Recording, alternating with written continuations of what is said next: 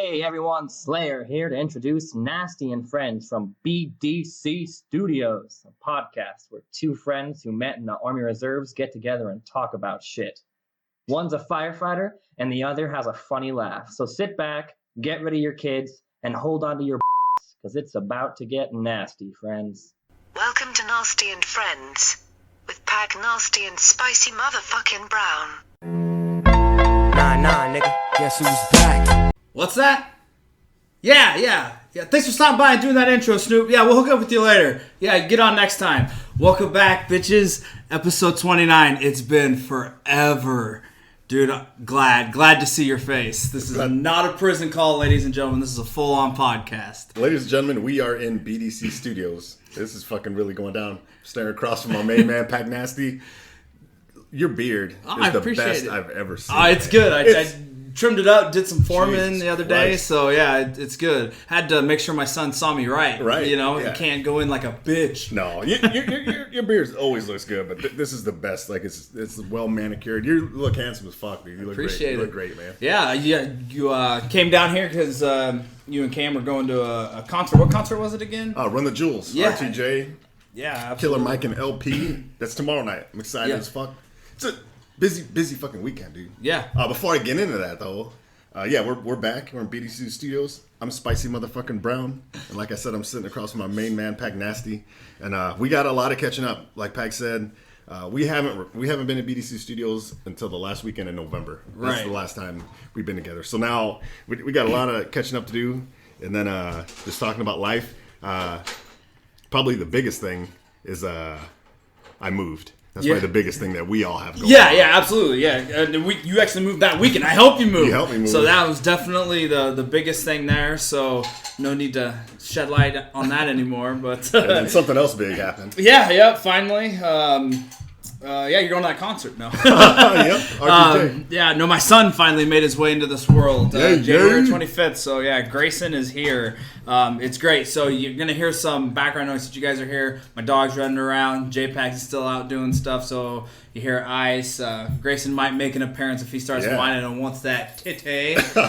You know how it is. But it's phenomenal. Everything went great. Delivery was she pushed for like 2 hours. So it was awesome. She did wonderful. He's great. Just had his 2-week checkup. So everything's going well. Lack of sleep. I got to go back to work this week, which sucks. At least I got the opportunity to have 3 weeks off. So that's phenomenal. Had a big trip. Went to go see most of our families back home this weekend. So came down. You guys happened to come down for that concert. So I'm glad that we can get together. It's been absolutely phenomenal. For sure, dude. For sure, man. It's we've been looking forward to this, man. We text like every day, like can't wait to get back into BDC Studios. Yeah, it's terrific, man. It's good. We've had 2 people say that they can't wait till we get another podcast out. Yeah, so for me, I've been going motherfucking hard, dude. So last night, went to a wedding. Shouts out to Tessie and Matthew. They got married. Yeah, congrats. They got married last night. Welcome to the dark side. Yeah, poor schmucks. But they got married, and the wedding was all right. I'm not a big wedding guy. To me, they're unless it's somebody like I really care about, like you and JPAGs is beautiful to me, and I knew it was gonna work. Where most people, I'm like, come on, get real. It's not. You got a 50% chance that it's working. I don't care. And then the only thing I didn't like last night was like there was a lot of God talk, you know. And I was like, come on, dude. Like we're praying and then he's talking about how God had this and that. And I'm like, no, like what? He didn't talk about like the shit. And I told Camus, I said, there was so much talk about God. He didn't say anything about bringing different families together and this and that. There was a lot of stuff he left out that I'm like, that's really what, you know, he didn't talk about insurance. Or he didn't talk about not fucking anybody else for the rest of your life. Right. He just talked about God the whole time. I know. So we did a retro story here, and I'm not laughing, but this is gonna be a weird setup. But my grandpa passed away not too long ago. Since we had done our last podcast, and he was Catholic, and so obviously a Catholic funeral. If you've ever been to any type of Catholic, it's always like the church service and stuff. So I won't say who it was, just out of like respect, but this is a hilarious moment to me. Okay. And I didn't even witness it. My brother did, and so he had told me about it. But so obviously, for people who don't know, Catholics, they pray a lot before and after things, and it's all about that, which is perfectly fine. Yeah. My grandpa was a BAMP, that's what he wanted, that's what he deserves, stuff. So, but they did the funeral. It's like an hour and a half funeral, all the praying and stuff, and then we go across the street to go eat, and obviously before you eat, you have to say a prayer there, and my brother was next to, I'll just say it was a cousin of ours. It wasn't him, it was his wife. And they're like, okay, please bow your head. And she goes, Jesus Christ, can we drop this God stuff already? I'm like, that's so fucked up to say. And she didn't mean it disrespectful to my grandpa at all by any means. But I was just like in her head, because you could always tell people who aren't religious and that type of stuff. But it's like, oh my God. And so when you said that, like, that's where it wasn't too terribly long ago. His funeral was, less than a month ago. So that's where when you started saying that made me think of it. And, fucking just, that's funny as shit. Yeah, I don't know. It's, sure, it's nice, whatever, I get it. But at the same time, I'm like, let's talk about something real. Right. Let's talk about love or prenuptials. Shit that really does exist. Yeah. But no, it was nice, and it was a nice church. And then we went to the reception. The reception was a swanky little place on a golf course on the other side of town for me. And as soon as we go in there, they had young ladies with trays of wine and beer. Right. They had an open bar. So I had some motherfucking Tito's. They had makers. They had everything. Hell yeah. They had a big cheese bar. And then we sat at a table. We didn't know that many people there. I didn't know anybody there. I knew the bride. Candace was friends with the bride. So we sat at a table, and I'm like, I just hope we don't have a fucking table full of fucking kids. That's all I give a shit about. Right. I'm like, it's probably gonna be a table full of like 3-year-olds, and they're gonna be throwing food. But no, there was 2 other couples, and there was a few kids there, but they were cool, and we were kind of talking and bullshitting, and they were drinking pretty good too, and they were having fun. And one of the ladies was like, one of the other couples, she's like, who's the Jesus guy? And she was talking about like the person that did the wedding, I don't know if he was whatever. I was like, yeah, he's here. I saw him. He's over there. So I'm like, good. She's not religious either. Because I was like, the Jesus guy, he's over there. He shouldn't try to talk to us. Right. I don't know if he will or not. But it was funny as fuck. But that was cool. And then we ate fucking prime rib. Oh my God. That's a good wedding, that's man. A good wedding, dude. For sure. Open bar. But we had to leave. So we had cake after that. And then as soon as they started dancing, I actually knew the DJ there. Yo, yes, you were telling me that earlier, which is like odd. Yeah. She used to be in the Army, and then she used to be a roller derby girl. And then she actually lives in my city, so she used to go to the gym I was at. But I couldn't remember her name or anything. I knew her by Booyah, which was her roller derby name. But so I talked to her for a bit. If anybody does know why that's funny, just Google Booyah. Just see what you find out. Shit. Shout out Ed Coons. Yeah, Ed Coons, big shouts out. But shortly after that, we got cake, and then we had to leave because we had a friend's 40th birthday party last night. And the birthday party was a party bus.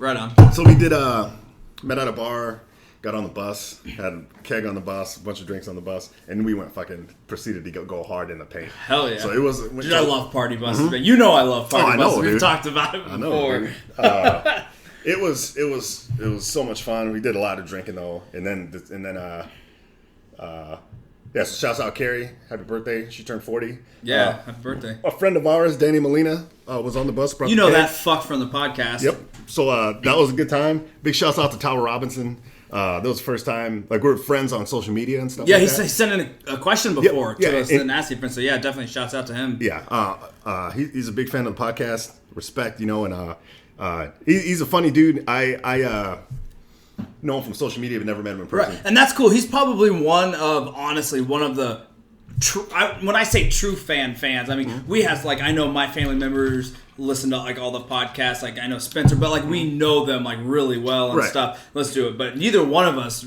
know him hardly at all. And he says he listens to every podcast. Yeah. So, like, that's, like, one of the first fans that I'm aware of. Right, that doesn't, wasn't in the Army with us or a firefighter or something like that. Just somebody who found out about us from a friend, and then he's like, dude, I love your shit. I love it when you guys talk about food. So, talking to Tower last night, he's a funny dude. He's a good dude, a nice guy, and he's a fighter. And I told him last night, you meet some people, and you're like, this guy's fucking awesome. But usually, if we talk about having somebody on the podcast, we're going to talk about it. I knew right away. I'm like, I don't need to get permission. Whatever. Right. We don't need this guy. So I asked him. Last night on the box. I said, dude, we would love to have you on the podcast. Yeah. He's like, yeah, I'm in. Because it just talking to him is going to be fun, but also talking to somebody who's a professional fighter. Yeah, that would be get awesome. His perspective Yeah, see that his perspective mindset and stuff, and his training regimen. Yeah, get somebody else, because obviously, ladies and gentlemen, you know this is a cooking show It's a above cooking and show. everything else. Right. So, But if we could teach you some self-defense shit too, even better. yeah, definitely. You never know when you're cooking or you're on a grill. And... Whip up that quiche and break necks. Yeah.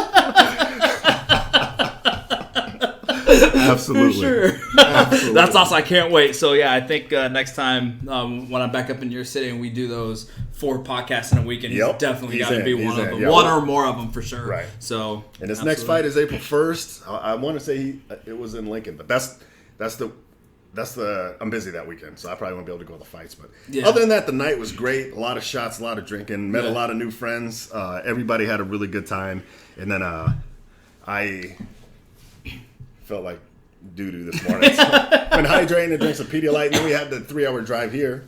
So then hung out, hit some barbecue up, and then here we are, BDC Studios. Oh, God, it's beautiful, man. Relighting that candle, you know what I mean? Yeah, it's awesome, man. I missed it. We've been texting all the time about what we want to talk about and stuff, and so I know last time we did talk. It was, like I said, the last week in November, we're getting ready to go hot on our death pool. Yes. Which started January 15th. And so we bought the package for 30 people. We got people that we knew we filled up the 30, but it was people who just searched the name and just joined it. We didn't know the user's name. Right. I love the website. It is good. There are some things I wish I could change about it. Yeah. The messaging is the big thing. Yeah. So what happened is we set it all up, and we've been talking about it for a long time, which was good. It worked out that way.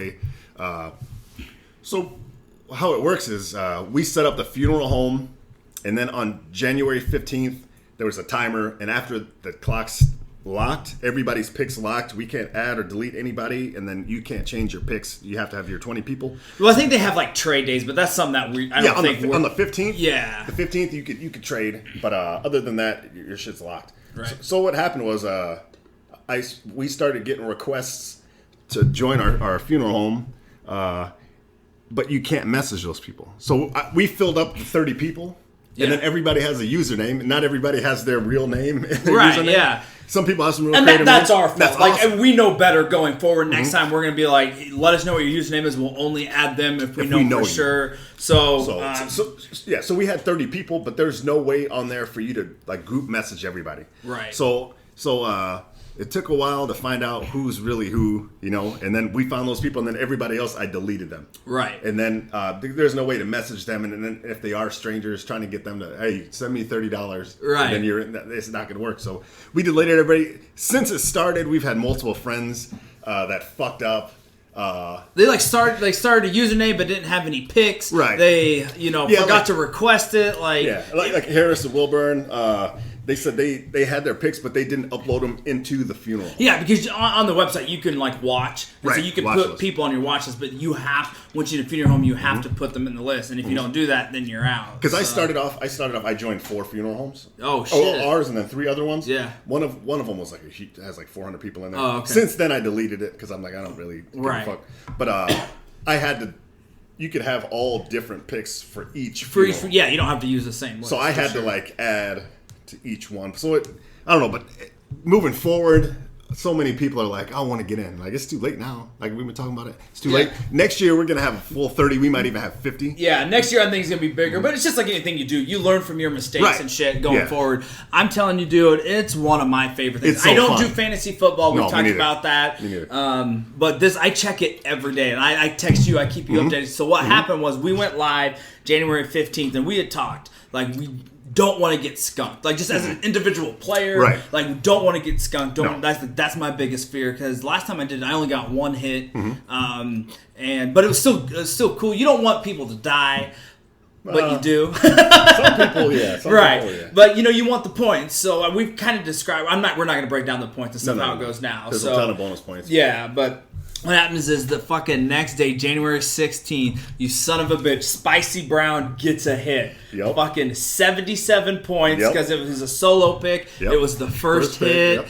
And the thing is, kind of a little bit going to the points, it's their age minus 100. If they're over 100, you don't get their points, but people win on bonus points. You're right. So you still want to pick them, you get extra points and stuff, and you end up getting 77 points, and that put our funeral home, I don't know how many are in the whole website, but we were number 49 out of everybody after that one hit. And you had Jimmy Snookerfly. Jimmy Superfly Snooker. Yeah, Superfly. So it was crazy, and I'll just explain it real quick. So the 14th, I'm making sure people are in. I know you were like, I'm getting JPEGs ready. Her last pick, she locked in with 90 seconds left on the timer before it went in. So I was at work and I said, text me whenever you're ready. Put the request in. I'll log on and hit accept before Yeah. So then what happened was you get your 20 picks, and then you have your 5 alternates, and I'm not sure how that works. I don't either. Because I still only have 19 people. Yes, I thought maybe if you got one, they would bump up. But yeah, I don't know how that works either. Yeah, so I'm not sure. But so that day, I had like 10 people from like the beginning, and then I slowly added more people, and then the last few I researched. I moved some people around from alternate to up and down. Yeah, and I was talking to somebody from work, and they said, "Look at wrestlers." The wrestlers are fucked up. They're on steroids. They got a lot of head. I got a couple wrestlers on mine. So I looked up a few wrestlers. One of them was Jimmy Superfly Snuka. When I looked up his Wikipedia page, it said he was accused of killing his girlfriend. He was on drugs for a long time. He got perfect candidate. Yeah, he got away from killing his girlfriend because of lack of evidence or something. OJ? Yep, allegedly. But it said he's in legal trouble again. And then one of the last paragraphs on his Wikipedia page said his legal team said they're looking for leniency because he only has 6 months left to live due to terminal illness. You son of a bitch! This is the first time I'm hearing of this. I didn't know that. Yeah, so that's fucking awesome. And they said that in October or November, or maybe even December. And this was January, and I'm like, boom! Yeah, I put them in there. I put them in my list. I drop somebody else down to alternates, and then it locks. And then the next day we're live, and I'm at a department store with my girlfriend Camus. Shouts out Camus. She's incredible. So she has to be to put up with her shit. Yeah, absolutely.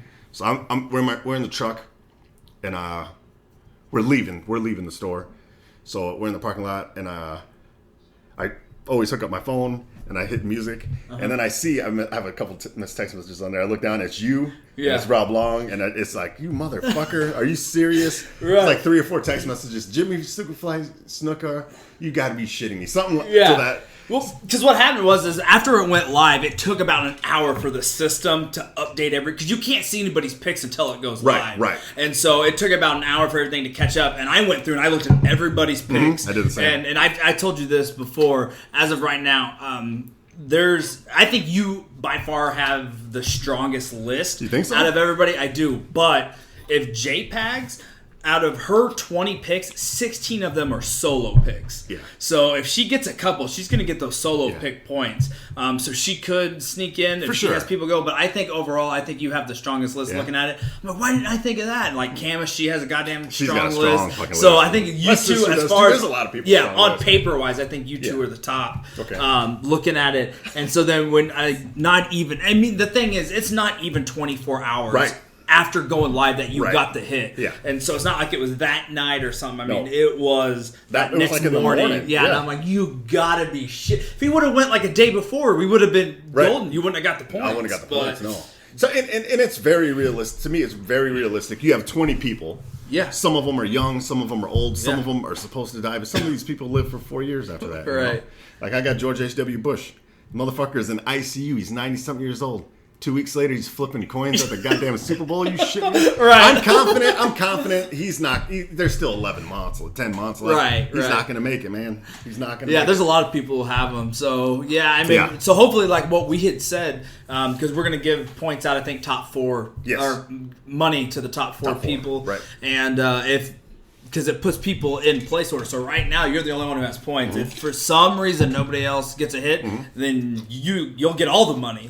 Which would be, hopefully that doesn't happen because I want to get on the board. I would hope that doesn't happen either. But yeah, man, it's fun. I check it every day because there's people you have like politicians. You have there's people that die every day that jockeys, you've never heard of, and people have them. Yeah, and some people there's 0 picks and stuff. So these aren't celebrities, no. Our type of a celebrity. And so what happened, it's very realistic that you have these 20 people, you could go a whole year and not anybody dies. Nobody. It's very realistic. Oh, very. And I'm like, I just hope that doesn't happen, Because for some people, we don't I didn't do any research. I just picked, I have Randy Travis on mine. I had heard that he had a stroke. Okay. And I didn't go into the internet and look. I have Marty Schottenheimer, who's he's an ex-Chiefs coach, but I had heard that he got he has Alzheimer's, early stages of it. Shit. And so I was like, he's definitely going on my list. But those are just passing. I never actually went out and looked. There's one person on my list. I don't even know who it was. I was typing in a name to look for somebody, and it came up, and I just happened to see that she was on there. Yeah. And she was born in 1928. Well, fuck it. I'll take a chance. I'll pick her. Fuck it. But I did no research.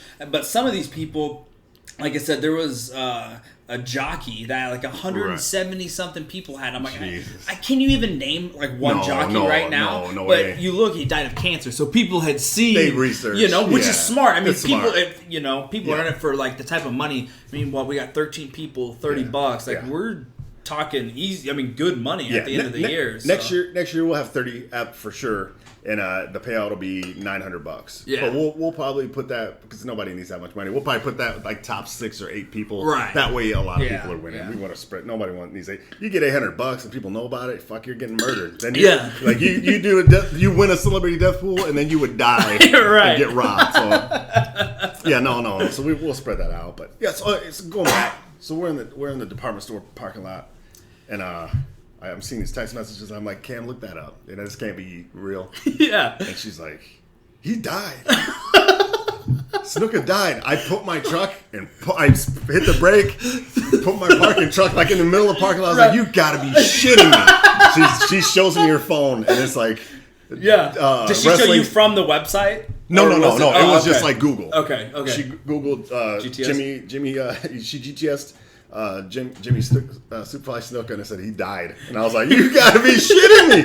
On fucking I didn't know 12 months. I didn't know if anybody was gonna on my list was gonna go, and then within 12 hours, the guy, he might have been the last person I put on my list. Right. Died. I'm like, you have to be. I added him yesterday. Right. 12 hours later, he's dead. It's so awesome. Unbelievable. The thing is, people say, I've talked to a couple people. I was explaining it to my grandma and stuff about it because I was looking it up. She's like, that could be some bad karma. And I said, Grandma, these people are going to die regardless. Right. I'm not, I'm not We're wishing not killing I'm not anybody. going, not yet. If I don't get a fucking pick come December, 12th or something like that, I may be going out, try to get me some points. But I'm I don't want them to die, but if they happen to die and I can make some money and get some points, I'm not going to cry. I have some people that are going to die anyway. And then I got some scumbags on there. Right. Let's be honest. Yeah. I'm sure a lot of people have him. Bill Cosby's on there. Yeah, he's on my list too. He's not looking well. He's not going to probably make it. No, he's got how those dogs right before they die they get that cloud over their eyes. It's like that and that one bad eye. Yeah. The one that's looking at you right before they pass out. So I think it's gonna be like a Joe Paterno thing. He got fired from football. He died because that was keeping him alive. Yeah. Comedy, there's nobody going to his shows anymore. No. I think I would like to see, because I guarantee it, the number of picks that picked Bill Cosby are in the It's thousands. Probably a lot. He doesn't look good. Picks. He doesn't look good. So, but yeah, there's some people. You also have Chris Brown on your list. I looked into I do. it. Chris Brown, I really like him. He's super fucking talented. Right. He's got a rough past. He got in trouble last year, supposedly hitting a woman, and then the police surrounded his house, and he was acting weird. He was putting shit on their gram. Yeah. Turns out she lied. She lied. Yeah. But he still threw a duffel bag full of guns and drugs out of the window, and then he was posting on the gram this motherfucking helicopter's on my house. I didn't do shit. He's a different kind of dude. As far as talent goes, Chris Brown is unbelievable, and if he, you know, and a lot of times people who are really, really good, they're fucked up, whether it's comedy or rap or movie stars. Yeah. His dancing, his singing. He was an actor. He came out when he was like 16, dude, and he was so fucking good. He could have had the world. I mean, he was doing movies right off the bat, and then the shit with Rihanna, and then he's just a crazy person outside of that. So anybody who's super risky like that, boom. Yeah, you have to put him on the list for sure. Johnny Manziel's another one. Yeah. He's a crazy person. Like, he might not make it. And then the younger the person is, the more points you get without bonus points. Yeah, absolutely. So, yeah, I got some young guys on there. Then I got some people who are just unhealthy. But, yeah, it's definitely fun. I love it, too. Yeah. I love it. I check it, like, 3 or 4 times a day. Like, and like, because I don't want anybody to go by. Because what happens is I'll be like, you see this bitch? Right. So, with that being said, you're still, as of right now, today, we're recording this on February 12th. You're still the only person in our funeral home that has a hit. Yep. And because so many other big names, we have dropped from 49th all the way back to 110th. Yeah. So, which, again, another thing that I would change is I don't know how many funeral homes are out there. Right. So, I don't know if we're 110th out of 111, or I would think there's hundreds of funeral homes, but I don't know for sure because there's been a bunch of people who have hit, like the jockey people and stuff, and we still are only dropped to 110th. I figured with all those other hits and stuff, we'd go further back. So I don't know if we're just at the bottom or... No, I wouldn't think so. There's because there's funeral homes with 10 people in them, and there's, you know, funeral homes where, there's not a lot of people who are probably expected to die and who are super famous died. A lot of obscure people have died, and those are the hardcore people that find those people. Right. Like, I never even heard of. You showed me the list today. 5 people on it. Never heard of any of them. Right. But yeah, so Doug Stanhope, if you're listening, he's on my list. Okay. I saw that. He drinks a lot. Yeah, he does. He drinks a lot, and he has like a bunch of medical problems that he doesn't go to the doctor for and stuff. So he makes my list every year. And Bingo's all fucked up. Oh yeah. Could you even add her onto the list? I didn't even look her up. You know, I don't know. I should have because she almost did die. Yeah. She was in November. Coma, right? Yeah, coma. Did too much cocaine. Bingo's Doug Stanhope's girlfriend. Did too much cocaine, passed out, and hit her head. And, oof. We've all been there. Yep, heard that.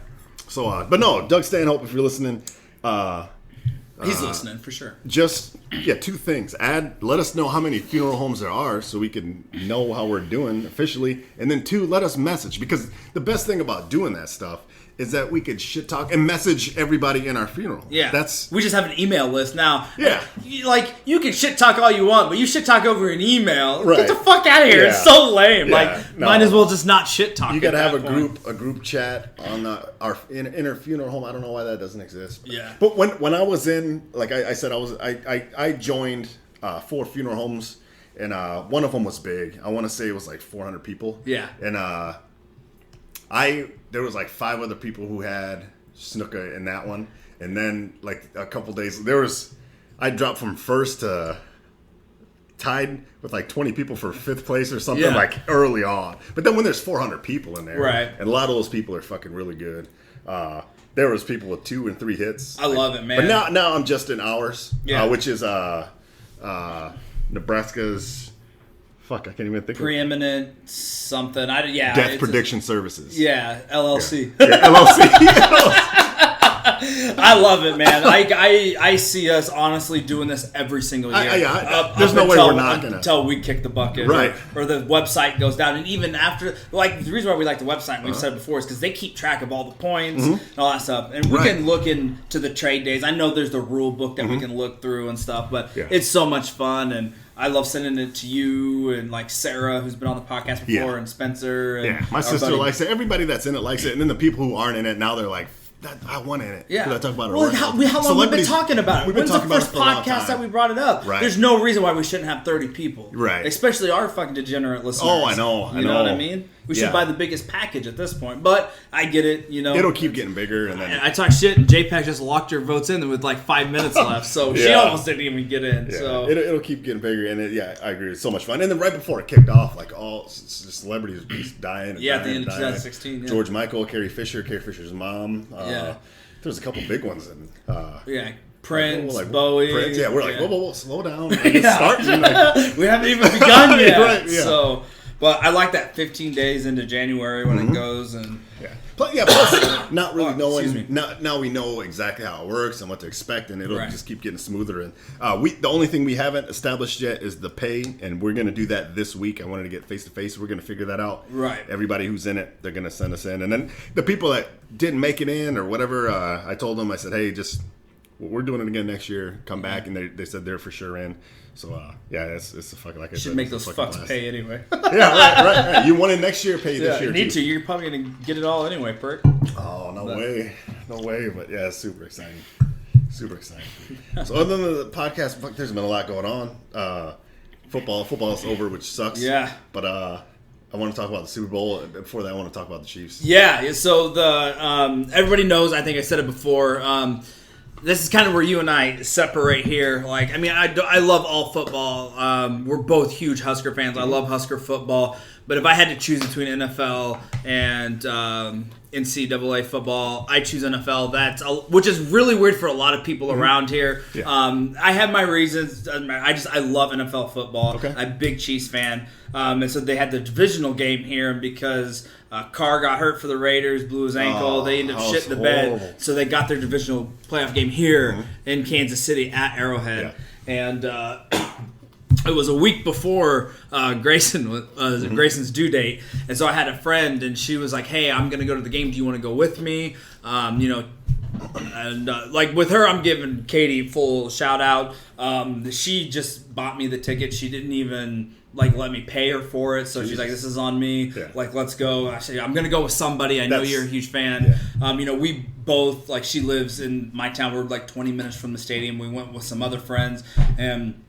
And I'm not saying that to brag. I just want to give her a shout. That's fucking awesome. Awesome. I tried out Katie. to pay it 4 times, and she just wouldn't let me. So we went, and it was different. Anybody ever been to an NFL game? I've been to a handful, and it was playoff season. It was different. I imagine. Dude, it was phenomenal. We got in a great section. The guys behind us were a little drunk, and they were shouting some of the funniest shit.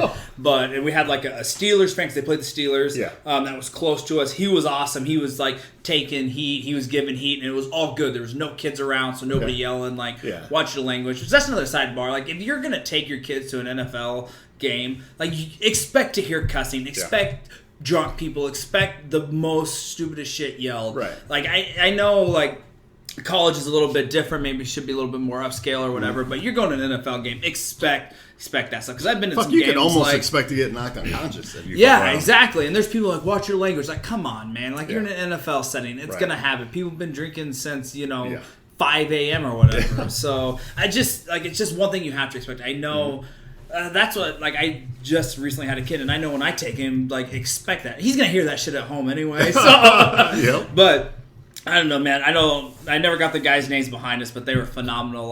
One of the things, and Katie bought some bomb ass seats. She got them right away, and it was crazy because you could have the day of, because they were expecting this big ice storm. The game was supposed to be at noon, and they pushed it back to 7. Yeah, you could have got nosebleed tickets for $50. Damn, which is great. And I remember that, dude. I was worried about you. Yeah, because it was a slow moving storm, so it didn't hit where I live until the next day, but it was hitting KC that night. You barely got anything. Really? Yeah, there's no reason. They shouldn't even pushed it back, honestly. Huh. So, but I mean, that's neither here. You can never really know what's going to happen. But so we're sitting there, just give an example, the guys behind us. There's now singing the national anthem. I don't know why I went to that weird accent. Now singing the national anthem, Jordan Sparks. And without missing the beat, the guy behind me is show us your tits! And I just fucking busted up laughing. Oh, that's awesome. Saying stuff like that. And then how the cheerleaders, they always dance in the end zone and stuff. And, they're running off. And I yell, I'm I want to party with you. And the guy behind me, he's I'm with him. And show us your tits. And his friend's they're not going to show them. They're not going to show you your tits. Get over it. He's but you don't. If you don't ask. Yeah, no, exactly. But he's that's okay. I'll take the butthole. Just stupid stuff and yelling. It was fun. It was a great atmosphere. Obviously, season's over. We know Chiefs didn't end up winning. That was a kick to the balls, man. It fucking sucks. They didn't. They didn't score a touchdown, correct? They just field goals. Right. Yeah. It's the Steelers. Steelers had 6 field goals, and that's what won the game. That's what won the game, right. And that holding call, which the Chiefs did score on the 2-point conversion. On James Harrison, I remember that. Yeah, yep. Yeah. James Harrison was rushing. It was it was on the 2-point conversion, and I remember. And the Chiefs got it, and then the holding took it away, and then they missed it, which would have tied it at least. And, and that's the weird thing. Like, I love going to games, but it's also kind of nice to be at home. Like, we've talked about that before. But I didn't know the flag was thrown for like a minute because like as soon as we saw that, because it was on the other end of because we were in one end zone, and so then we're like celebrating, hugging, high fiving, and then we look and then we see the laundry on the field, and you're like, you gotta be fucking even shit. On TV it wasn't right away. I remember me and Camus were watching it, and we were just chilling in our fucking living room like the fucking boss, you know. And I remember looking at the replay, it was a definite hold, but he didn't need to do that for that play to be right. But James Harrison's a goddamn beast, man. Right. Like, I love that guy. So, but it didn't show it right away. So me and her jumping up and down like, yes. Oh no. Yeah, no. Yeah, that was just. Oh no, not again. Not again. So. Oh my god. So yeah, that sucked. Yeah, but so I mean, it sucked. It was deflating, and it's whatever. But it was still fun, man. Like I said, it was a night game. The air. I was dressed in like coveralls. I didn't get fucking cold at all. It like maybe spit 3 raindrops on us. I mean, there was just that heavy mist. It was fun. Katie and I had a blast. The people we went with. Her name's Lindsay. She's a big Chiefs fan, but her boyfriend's a big Steelers fan. What a bitch. No, but he was cool, and it was awesome. Met some fun people, so, it sucks. But I had a blast. It was awesome to say that I've been to a divisional playoff game. I don't know a lot of people that's done that. That's awesome, dude. Yeah, I was happy for you, man. I was worried, but with the weather, but hey, I was happy. I was happy for you, man. I would have been happier if the Chiefs won. Yeah. Everybody would have been happier. That did suck, you know. The Steelers, they finished out like 8-9 wins in a row. At that point, they were playing hard and lost to the Patriots. Yeah, who ended up winning the Super Bowl anyway. Spoiler alert. Oh, Jesus Christ, shit. Sorry, my bad. That was a week ago today. If you haven't watched it yet, where the fuck not you live been on at? Facebook or Twitter or Instagram or anything like that. Or run a newspaper or a TV. All right. What kind of shady shit are you doing? What are you Let us doing? in. We want to know about it. We want in. That's the kind of shit I'm down with. But speaking of which, what'd you think about the Super Bowl? Because we watched it here, and it was Grayson, JPEGs, Katie came over, and myself and Fred. And we watched the Super Bowl here with us. It's the most low key Super Bowl I've had in probably 10 years, I would say. Okay. We usually go to my buddy's house and stuff, and it kind of sucked not being there this year. But kids, dicks. Yeah, we for us it was low key too. We got invited to a big party, and I thought about it, and I'm like, It was me, Camus, and the boys, and we all had either work or school the next day. Right. One of the boys ended up being sick, so we probably would have had to cancel. Much? We would have probably had to cancel anyway. But I'm like, I just like being at home, dude. And then I don't like outsiders, Right. Sometimes I don't. 'Cause you don't know how serious people are gonna be. Right. Or like the buddy, it was a work friend who invited me to a big Super Bowl party, and most of the people there were not firemen or and they would have been strangers, and I just prefer to be at home. We didn't go too hard either. We made I don't even remember what we cooked that day. Well, I know I can probably tell you because I remember we talked because I called you earlier that day. We talked because we made nachos, wings, a pizza, and we had cookies, and you guys had wings. Was it no? We didn't do wings. We did nachos. Yeah, that was the common thing. Different types of nachos. I remember. Chili, that's right. Yes, yeah, that's right. Thanks, Peanut Gallery. No, thank you. It's like chili. We were pretty much similar. You guys had cake instead of cookies. Yes. Like there was just like a couple things. Hey, buddy. Yeah, nachos are bomb. Yeah, we kept it low key, just chill, and the game started, and we were like, it was almost like the Green Bay Atlanta game where Atlanta's just on fire, and then I just remember thinking, shit, like Atlanta's doing it. Like, I think everybody thought that, regardless. 25 points up. Yeah, absolutely. And then the comeback started, and it's just like, oh no, this isn't gonna happen, right? No, this can't happen. Nobody's ever came back. The turning point was Atlanta was in field goal range, and then Matty Ice gets sacked, and then there's a holding penalty, and then they're out of field goal range. And I'm just like, if that wouldn't have happened, or they would have got a field goal there, no way they would have lost. Time was just, wasn't on the Patriots side. But yeah, that, and then I don't know, like the prevent defense. Like, go back to what you were doing. Like, you were killing it. Right. And then you're in this prevent defense. Yeah, it takes 8 minutes for them to drive and score, but they're doing it. And then you 3 and out. And then Bill Burr talks about that on his podcast where he's just like, he goes, I don't understand why people would do prevent defense. Keep doing what you're doing. That was working. You're giving them the field. Like, you're opening the field. And, like, he talks about it, like, way more in depth and stuff. And I had never thought about it until I listened to it on his podcast. I was like, yeah, why would you do that? Granted, they're going to go deep. They haven't been able to go deep all fucking night, except for, I don't know, another tangent, some of the best catches ever in that fucking game between Jones and then Edelman with that fucking... Yeah, with the guy's leg in there. Jesus Christ. That motherfucker. God. It was. I enjoyed the game. It was one of the better Super Bowls I've seen in a while.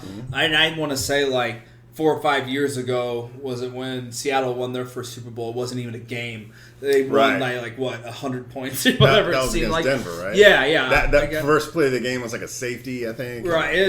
Whatever it was. But I was, like, so drunk by halftime. I remember the second half because I'm like, I don't watch this, And I thought this game was going to happen. And so I didn't cut loose too much because newborn at home and stuff. But I started drinking a little bit more. And I started coming back. So it was nice to see that. Yeah. Even though, like, I know there's a lot of fucking people who hate the Patriots and stuff. And full disclosure, I wanted Atlanta to win. I like Matt Ryan. I wanted him to get a Super Bowl. I think most, and the thing is, the Patriots, people say they're cheaters, whatever. They're fucking good. I don't hate the Patriots because I just like to see somebody else win. Yeah, exactly. I root for the Cleveland Browns. Right. I root for, seeing Oakland do that well this year was fucking great. And then when Carr got, I know they're in the division. Them and San Diego are in the division. I hate to see anybody get hurt. I hate it. Like, you never want to see that. For them to have the season they have, and I know they're in the same division as the Chiefs.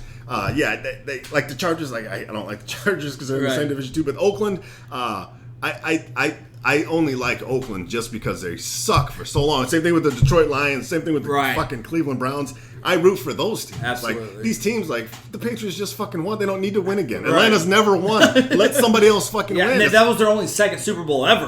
So, I 100%. It's like the same thing with, like, Alabama. Like, I hate Alabama. I hate the SEC. But it's like, let's let somebody else fucking win this thing. So I think most, like, there's one person at my firehouse that likes the Patriots. And we got some friends. Like, she's got really good friends that likes the Patriots. I'm like, if you're from the Northeast, if you're from the Boston area, you can like them. But if you just like them because they've been good for they've won 4 Super Bowls or whatever in 6 years, that doesn't count. It's hard to say like what people grew up with. Like a lot of people watch sports with their grandparents and stuff. But what I can't stand and it's judging people without knowing the story. But somebody like, I love the Patriots football. I love them. But then, like, let's go San Antonio Spurs for basketball. Right. Yep. And then, like, the Pittsburgh Penguins for hockey. Yep. Like it's not, like, why? Manchester United for soccer. Like it's not even the best. It's like, why different cities? Like, that doesn't make sense. Like, you listen to Burr. He's from Boston. He loves the Bruins. He loves the Red Sox. He loves the Patriots. He loves the Celtics. He loves because he's from that city. Like, I only I don't have a favorite basketball team. I just like to watch players. So, like, I like to watch the Cavaliers more this year because LeBron's there. Cleveland Cavaliers. Never heard of them. But I like to watch him when he was on the Heat. I don't have a favorite team. I can care less who wins there. I like that. But I love, that's cool. Yeah, I like that. Like Chiefs, Royals, like the same city. Yeah. And again, like, for an example, like, I know, like, Rob Long, his story is I don't know why he likes the Lions. I can't remember the reason, but he's a big St. Louis Cardinals fan because he watched the Cardinals with his grandpa growing up. See, I understand that difference. I'm not saying St. Louis Chargers, they're not there anymore, but it's just weird. Like, I have a couple people on my Facebook that I see that there's a friend of mine who he's a huge Broncos fan, hates the Chiefs because in the same division rivalries, and I get it, root for your team, but he absolutely loves the Royals. And it just to me that like seeing him just like go Broncos, fuck the Chiefs, the Chiefs, and then the Royals finally won the World Series and they won a couple. Like to me, I'm like that's just so weird. It's in my city. What makes me mad is because there's no pro teams. But the people that are like, oh, I love fucking Husker football, and then they're like, oh, Creighton basketball, fuck Husker. They're like, fuck you, you know? Right? Yeah, exactly. Went to fucking Creighton. I don't like Creighton. They're stuck up people. I've never really met people that are like, oh man, you're cool, you're a nice person to hang out with. They're all fucking stuck up because it's a rich school and they got dentists and lawyers and stuff like that. And most of the people I've met that went to Creighton, they're just douchey. Right. You know what I mean? Because I work for a living. I'm a union guy, and they don't work. You know what I mean? Yeah. So and then when I work the basketball games or whatever, and they're stuck up and right. So yeah, it's like fuck you. Either you like the Huskers or you know right. Why are you a Creighton basketball? Yeah, it's just so weird. Or like a lot of people around here, like you never see anything, but then when Duke, North Carolina play, somebody always picks a side. Like, why are you a huge Duke fan? Why are you a huge Carolina fan? Like, Nebraska basketball sucks most of the time. Yes. But I'm still cheering for them. Like, I want all Husker sports to win and shit. Right. Did you ever watch the 30 for 30 about Christian Laettner? No, I never did. No, I haven't seen it. Damn it, dude! It's on. It was on Netflix because. I remember that was when I was in high school, when I was graduating, and I watched basketball a little bit back then. Yeah. Because a lot of the Michigan team with Chris Webber and that was around the time Shaq was at LSU and so Christian Laettner was at Duke and Duke is one of those fancy schools and even you like basketball, so I don't like basketball. I watched it as a kid, you know, Michael Jordan and I love basketball. Days. I mean, I'll sit down. You always make fun of me. I'll sit down and like now that there's no football, I'll watch an NBA game. I'll definitely watch all of the championship series and stuff. I just love sports, and so I'll sit down and watch them. But again, to me, I support you. Watching sports, I support anything you do because I love you. But that's probably the gayest thing you ever said. We'll edit that basketball shit out. We'll edit that out. Nobody will know about it because that's gay. But no, and which is awesome because I don't have a favorite team. Yeah, and I just like to watch players. Yeah. So like, obviously, going to show a lot of like the major players like Warriors because they were so hot last year. They show a lot of them. Yeah. And so, but I could care less who wins, which is nice to watch a sport. You don't have you're never disappointed because you're not cheering for anybody. You're just enjoying it. That's how I am with football most of the time. With NFL football, right? You know? Unless it's the Chiefs or something like that, I could watch a game, and plus, like the thing for me is like college, where we're at now, even with the playoffs, like. You can if you have a strong schedule, you can maybe lose one and still end up in the playoffs. Other than that, you're done. Right. Where the pros, you could win half your games and end up in the playoffs, and I'm like, that's stupid. You know? Well, yeah, I mean, you think about it because like the games don't matter. Like they don't matter as much. Right. There's not as much on the line, and that for me, I like to see everything on the line. Yeah, well, like we talked. I mean, it kind of makes sense because like the Patriots, their divisional game was the Texans. Yeah, you know what I mean? The Texans, and then they go to the championship game against the Steelers. Yeah. And Steelers aren't a bad team, but they were dangerous. Yeah, but it's just like that first divisional game. You're just like, Jesus. You get the bye week, and then you play Houston. Yeah. All right.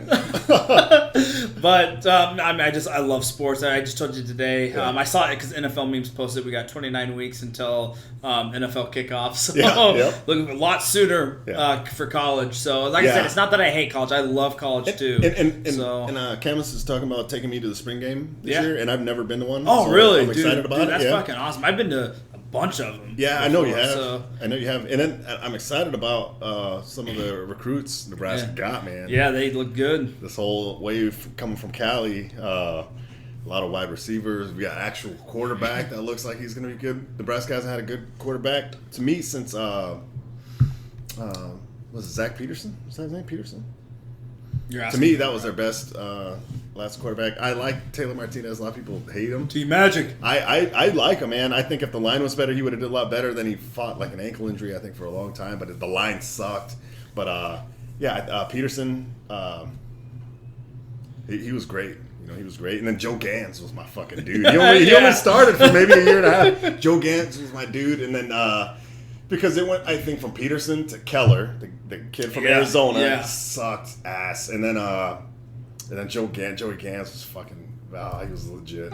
He was fucking legit. And then, to have because almost every Armstrong, he did a lot, and he won games, and he was a leader. But it just like any other game I watch, and I see these quarterbacks, and I'm like, man, that guy's good. Right. I wish Nebraska had a good quarterback like that. Like he could throw. Like Armstrong sucks at passing. It seemed like it looked like he got worse.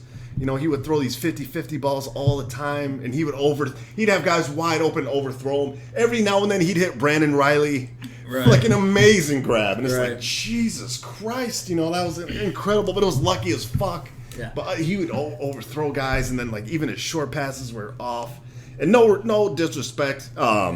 These are college athletes. They're not getting paid.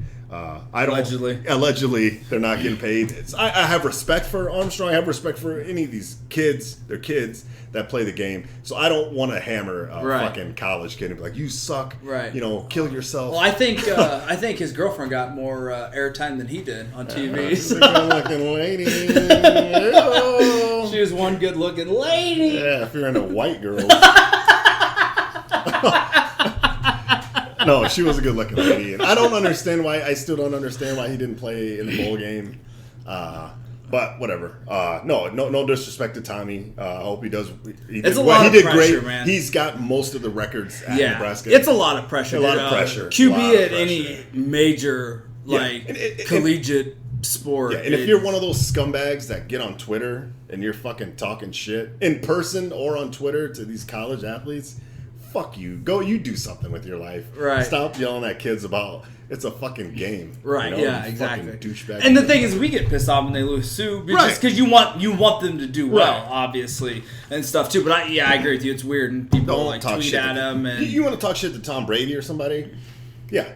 They're multi-millionaires, and they're getting paid to play a game. And we know people who work real shit, right, or do real things, and they get paid, like 2% of that for right. So yeah, you can talk shit to them all you want, but the college kids, like, they're fucking college kids, man.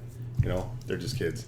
But and I'm excited. Anyway, we never get off topic, so I don't know what you're talking about. We're going down the rabbit hole. Anyway, I'm excited. I am excited. I already I've heard a few people say like, yeah, I don't see Mike Riley hanging around too long. I'm like, what the fuck are you talking about? He doesn't even have his guys in there yet. Right. They still did great. They went 7-0, and then they had some rough patches. They had injuries like a lot of teams, and they shit the bed. They shit the bed big time a couple games, but give them a minute. Right. Jesus Christ. That's just how Nebraska fans are. Oh, you've been in 2 years?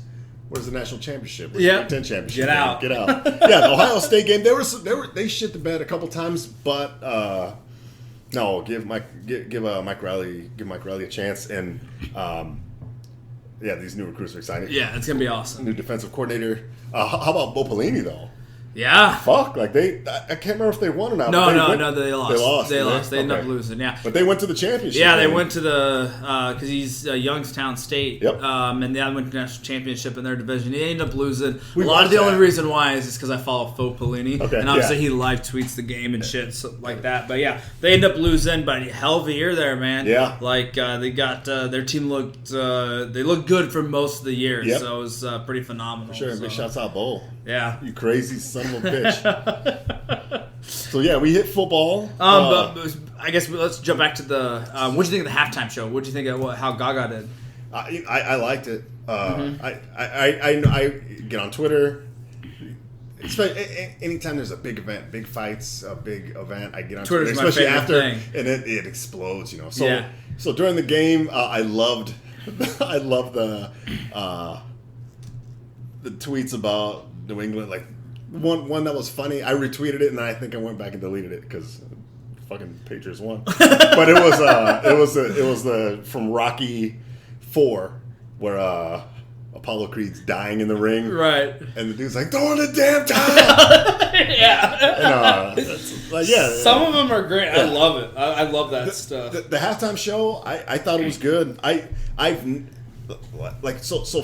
Football. I don't give a shit about commercials. I hate commercials. Right. None of this. There was maybe one Super Bowl commercial I thought was okay.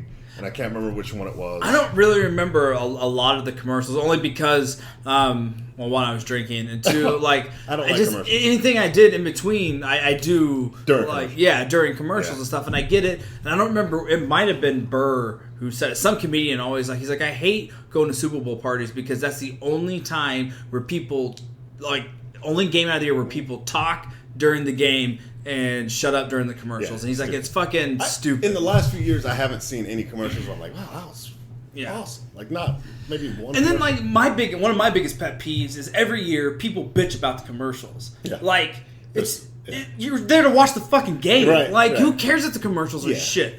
I hate, and I might have brought this up before, I fucking hate Farmers Only. Their fucking commercials. I don't know what that is. The dating website, Farmers Only, their fucking commercials are dog shit. You could legit play Farmers Only commercials through the whole Super Bowl. I wouldn't care because I'm there to watch the goddamn game. Like, who cares? Like, it's great if they do have good commercials, and I'll talk about it and I'll retweet stuff about the commercials because it's funny. Yeah. But just stop. Like, people bitch all the time about that shit. Fucking. Like, you're so fucking good at making commercials. How about you make a commercial? You contact Doritos and be like, hey, I got this fucking killer idea for a commercial. Right.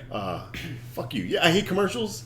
I don't watch most of the shit I watch is like Netflix or whatever, or I pirate the shit from my website. Allegedly. And I do have an antenna, but I'm hardly ever on there. For the Super Bowl, watched the commercials, wasn't impressed. The halftime show, I thought it was okay.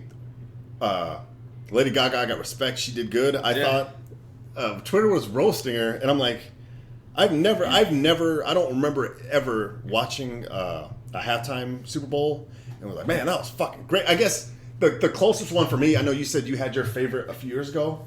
I can't remember who you said. Do you remember what you said? Bruno. Yeah, I thought Bruno killed it. Okay. I love Bruno Mars. He was phenomenal. Yeah. I don't even know who that is. So, what the fuck is that group with Fergie? The Black Eyed Peas. I thought they put on a good show a couple years ago, and I didn't like them at the time. I like them now. I do like them now. The one song, I Just Can't Get Enough. Mm-hmm. I remember listening to that in Cali, and we Shazammed it. We were on the beach. Right. We're at a bar, and we're at the bar, outside bar, and behind us was the beach.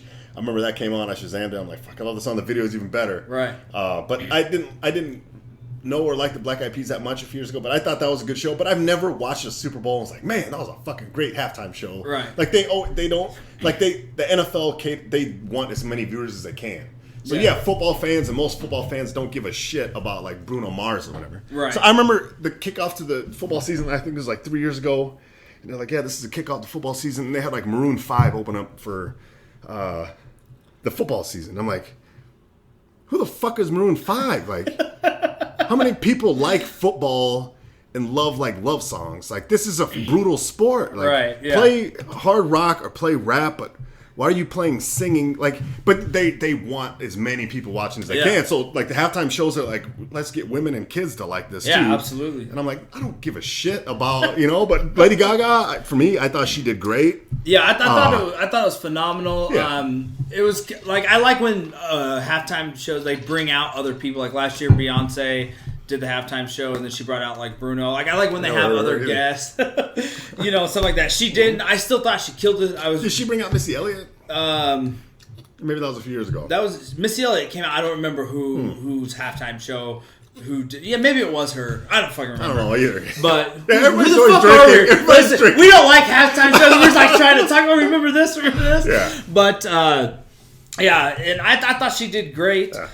I was reading, like I said, comments on something, and somebody's like, she did all of her big hits. What is this, 2011? Well, shit. She's not going to come out and do songs that nobody knows. Right. Are you fucking retarded? Yeah. So, but yeah, I thought it was great. You can't say that. We'll edit that out. What? The R word. Oh, shit. They're going to edit that out. We're a Kindler software. This is 2017, man. Yeah, you're going to edit out retarded. We haven't even started talking about It's Always Sunny. And that last episode, we're going to be doing a lot of beeping, guaranteed. Yep. So, but I thought she did great. I think it's good. And Respect. Shouts out to people who set up the stage. Like I watched a time lapse of them like right as it ended, and then like setting up the stage like through the whole thing, and it was like fast forward to them. Like it was like a fucking puzzle, man. I mean, they had it down to a science. So everybody who made that happen, like that's awesome. Like those people don't get enough credit, for that, and they're either volunteers or they get paid dog shit to do it. Yeah. So.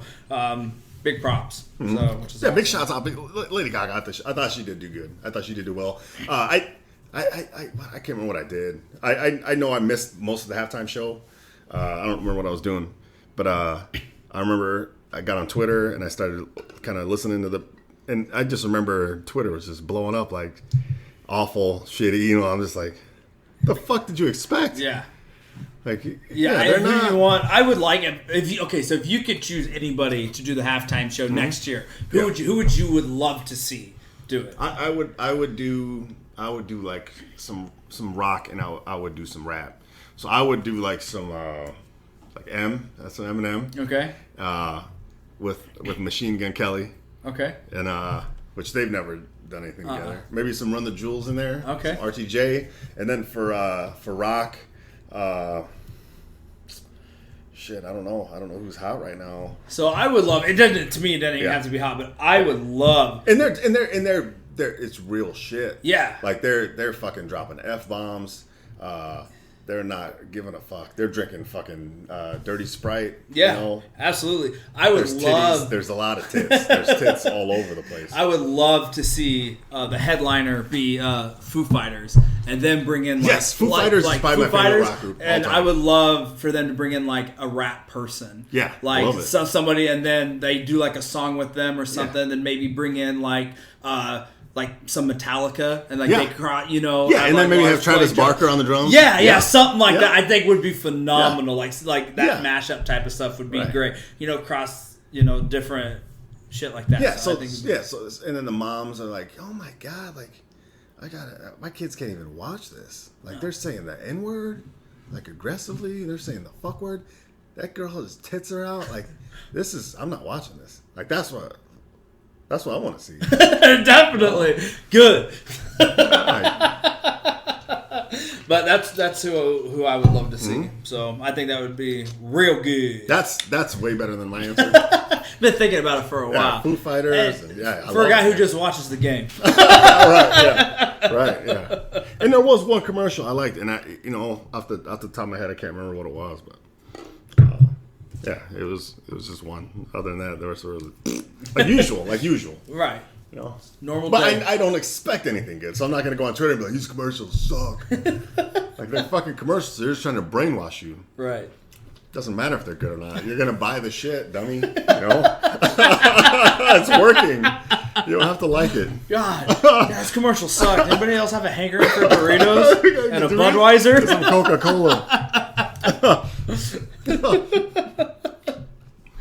But yeah, that, for me, like that's like we've been lucky, dude, with winter. Like this is fucking gris. Other couple days ago, age of global warming right now. Yeah, but enjoy it. Other years, I remember deep in January and February when it's Nebraska weather, when you're like, oh, sun hasn't came out. I remember a couple winters ago. I think I went to Vegas, but like the sun didn't come out for like 45 days or something. Like, Jesus Christ, this year is 45 degrees, 50 degrees, 60 degrees. I had shorts on the other day. Yeah, it's crazy. Got 70 the past couple days. Usually football season's over and it's just like there's no need for winter anymore. Let's other than football, there's no need for winter. Let's go in spring. And we've been lucky as shit this year, man. Usually it's depressing, dude. Because it's February, no more football, and then Saturdays and Sundays you're like, okay, basketball. We were at Dave and Buster's, just drinking some beer, whatever. Basketball's on every TV, and I'm like, if I'm in a bar, I'll watch basketball. I don't hate it. It's better than. We're forced to talk to each other now. Talk to each other like normal people. This is awful. But no, basketball. If I'm at a bar, I'll watch basketball, and same thing. Like college, I like college. I like. I'll watch a little bit of pros. There's a couple. I guess I don't know any basketball players. I know LeBron and the dude from Golden State. What's his name? Curry. Yeah. Steph Curry. He's fucking phenomenal. Other than that, I don't really know any basketball players, man. So in college, I don't know any basketball players. But it was good. Creighton had a good run. As much as I talk shit about Creighton, they had a good run, and then their guy Wallace, I think his name was. I have no idea. He got hurt. They're done, and then Nebraska. They started off 3-0. And then they had some good wins, and then they lost to some shit team. They lost to the last. Who the fuck was it? They lost to who was last place in the Big Ten. I can't remember who it was. Yeah, I don't remember. See, we don't get a lot of Big Ten or a lot of Nebraska basketball coverage down here. Oh, probably not. It's all like Kansas and Big 12 probably, huh? Yeah. I mean, we can still get the Big Ten network, so if it's on, I can catch a game. Okay. But absolutely. Well, we're about an hour in, so we definitely want to make sure we get into it. Everybody knows this is a cooking show, but besides it's a cooking show, for all you poor fuckers that listen and get tired of us talking about it, but it's time. It's Always Sunny is fucking time. It's Always Sunny is back. We are I know you wrote the six. Are we 6 episodes in? Yes, sir. Jesus Wait, 1, 2, 3, 4, Christ. 5, 6 episodes Yeah, in. God, yeah, I guess we are. So we started the podcast. I didn't realize that you tweeted the other day or a couple weeks ago, and you're like, "Fuck, it's been a year." Or maybe you texted me. You're like, "It's been a year since we started the fucking podcast." Yeah. Since we it went live late January on our website and YouTube, and then early February we finally got the iTunes thing figured out and put it up. So we're over a year since we've been rolling. And this is episode 29, but we did, with just the tip, with our prison calls, and then we did a couple half episodes. Yeah. We've done well over 30 podcasts in 2016. Easily. 2017, we're going to fucking drop some more fucking heat. We got some special guests planned. But I remember, so this is going back in time.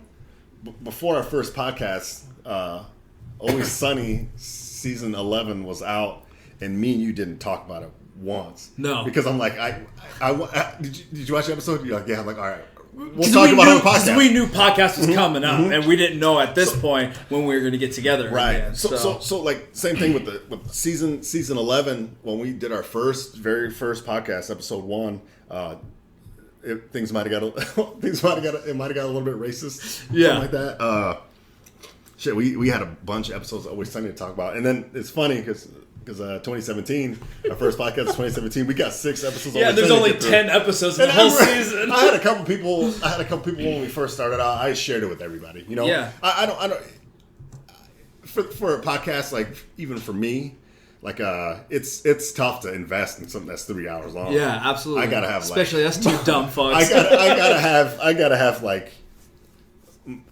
like the people I trust who are critics. Like, Marty, you like it? If you say something's good, that's all I need. Right. Some other people, I'm like, this is a good movie. Like Interstellar. Right. Long like, this is the best movie I've ever seen. You have to watch it. I'm like, it's 3 hours long, bro. I'm like, so I asked like everybody I know, like, you seen Interstellar? Is it good? Yeah, that's pretty good. It's pretty good. I still haven't watched it yet because I'm like, it's 3 hours long. So like, I understand like.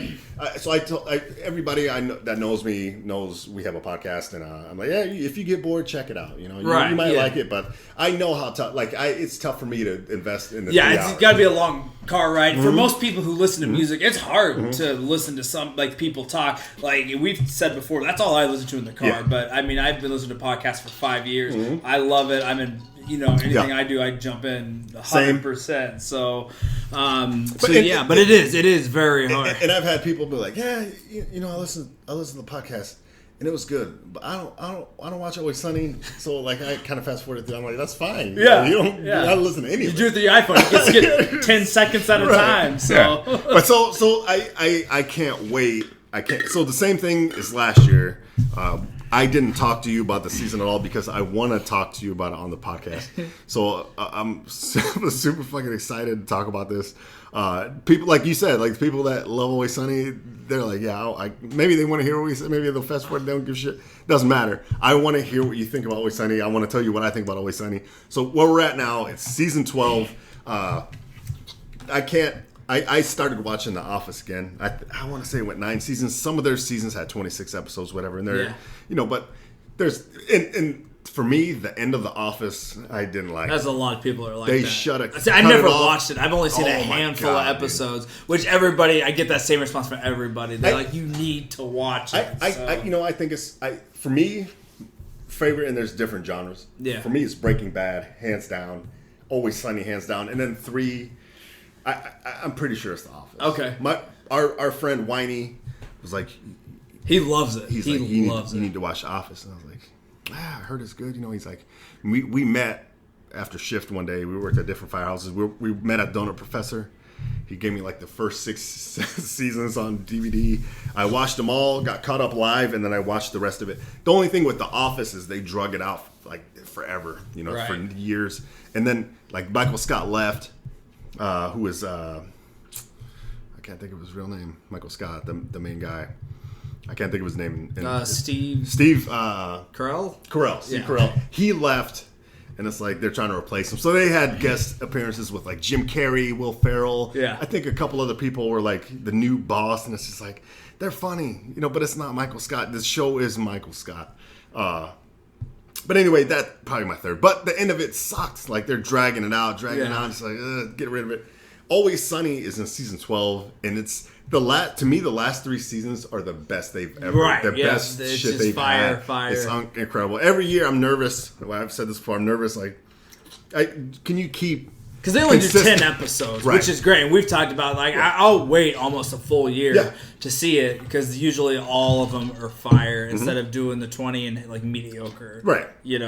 But at some point you're like, oh, can they continuously keep dropping heat like or is it going to fall off? Is it going to be shitty? Is it going to be like, you would hate to be like, just fucking end it, but they're like the last 3 seasons to me are the best. So where we're at now is we're in season 12, which is unheard of. Right. They're as good as ever. They still have 2 more seasons. They have 2 more seasons. We've signed said a contract. It before. We might have even tweeted it out from Nasty and Friends Twitter account. That they did 3 more seasons, so 12, 13, and 14, which is definitely unheard of. So hopefully, and I read something on Facebook that was like interesting facts, and I think they said since it's one of the early seasons that they know how they want to end the series. No shit. So okay. like I don't know if it's written yet, but they have like the idea of it and stuff. So which made me nervous. Season 11, the last 2 episodes, the gang goes to hell, part 1 and 2, and they die, but don't really die. I'm just like, I figured they're gonna die, right? But I wasn't ready yet, and they weren't ready yet either because there's a season 12. So I think we just go one at a time. Per episode. Okay, so. But I did not know that they know how they want to end it, which is smart. That's what I've read. And, so they know how they want to do it. So hopefully they can end it on their terms. So which I think they have enough precedence. And another thing, the fact that they don't win any awards, they don't win any Emmys. I didn't know that. Like I don't watch those shows. I guess I don't either. But like I've just read like some comments and shit. Mm-hmm. I don't think they have any. And I could be completely wrong, but I don't think they have any Emmys or anything like that. So which is a fucking shame. Yeah, but I don't know who runs that or who even votes on that. But if you go on to Rotten Tomatoes, right?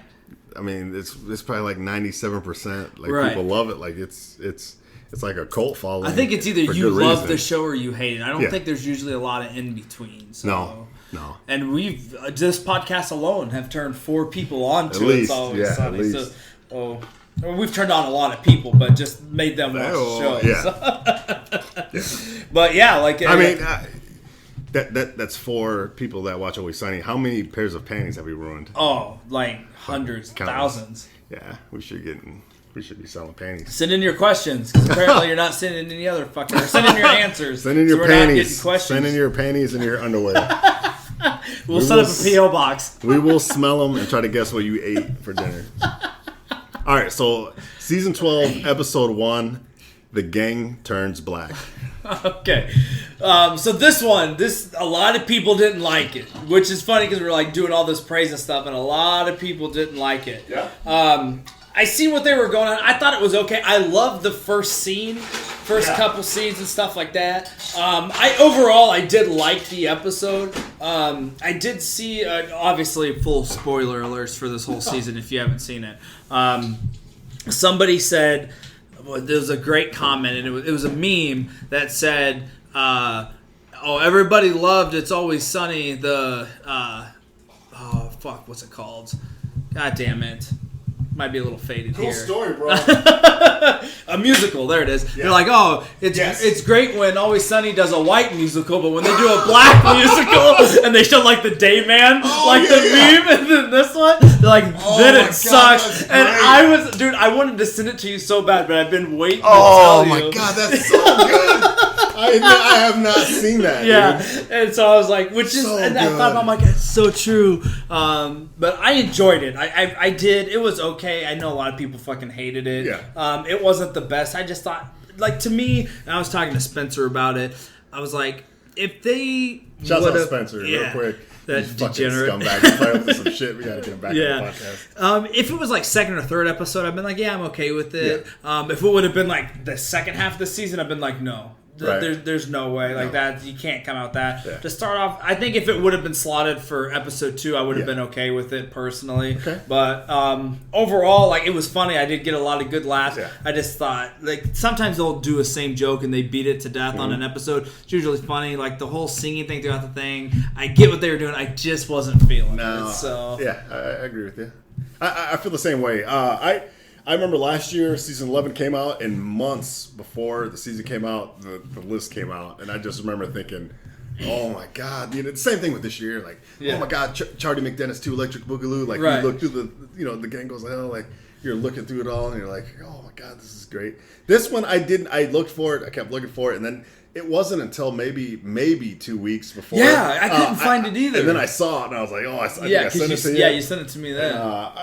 And something I read on a website said, some leaked info said they thought that the first episode was going to be a musical. The whole thing was going to be a musical. And I remember thinking, it's risky. It's pretty ballsy. It's pretty ballsy. And I said, whatever they do, I'm going to like it. But and even if I don't, I'm still going to stand behind them because they, for sure. The thing is, they built themselves an empire. Yeah. They can get away with that. Right. And they want to have a mediocre episode. I'm 100% okay. They can do whatever the that. fuck they want to do. Yeah. And like a lot of other shows, you have executives, you have all these people. Do this. You can't do this. Do this. We want to see more of this. Let's do more of this stuff. Yeah. They don't. They write their own shit. They're friends. They know what the fuck they're doing. I'm not a musical guy. After you heard me talk about the halftime music. I don't like musicals. So the idea I thought was great, but I was hoping it would start off as a musical and it would kind of go away, but it didn't. It stayed throughout. I did. So I remember thinking, for a first episode, as hyped as I wasn't happy with it. Right. But there was a lot of parts in there that I really liked. I remember when Charlie in the interrogation room and the thing, and they're like, "Well, let's hear about your living conditions or whatever." And he's like, "I live with a man, and we play." Because they're seeing him as a young black kid. I live with an old white man, and we play. What is the game they play? Oh my God, it was so good. And they talks about that. Like, there was a lot of good parts in it. Yeah, and a lot of good shit. And I just didn't like the singing, but I like what they were trying to do. Right? I got it. I got exactly what they were doing. Yep. I just don't like musicals. But again, it could have been better. But and I also agree with you exactly. Like, episode 2 or 3, but you lead off with that. And I'm like, maybe they're going to fall off. Wrong. This season's awesome. So is there anything else you want to say about episode 1? No, that one's good. All right, so episode 2, the gang goes to the water park. And they come back with the right hook. They got people, like, I think, on the ropes about it. And when they fucking came back with that episode, I was in fucking tears. It is a phenomenal episode. Yeah, me and Cam watched it twice. And or maybe I just watched it twice. I think I watched it at work. Because a couple guys at work watch it, and then I watched it with Cam, and maybe I watched it 3 times. I was like, I don't know how they're gonna beat this episode. In the season, I'm like, that is that good. It was so fucking funny. Back to the original Always Sunny, where everybody's plotting. They all have plans. They're all separate plans. Yeah, and they all intertwine. And stuff, they all intertwine. Yeah.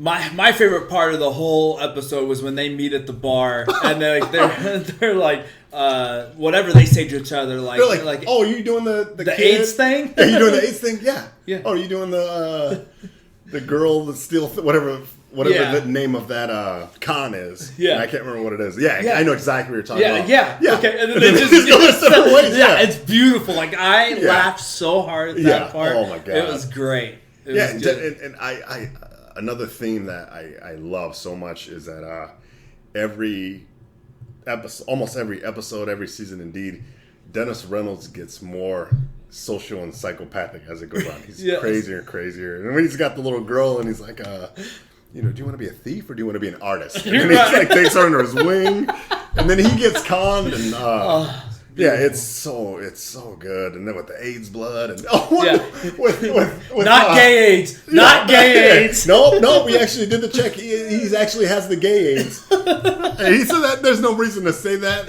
Right. Charlie's still like, no, we checked it. It's a gay AIDS. And then with Mac and Sweet D in the water thing. Yeah. And then he's like, don't, whatever you do, when you get down there, don't put your butthole anywhere near the thing. You're going to want to do it, whatever. And he's like, Sweet D's like, let's stop talking about the genitals. Like, don't talk about kids' genitals anymore.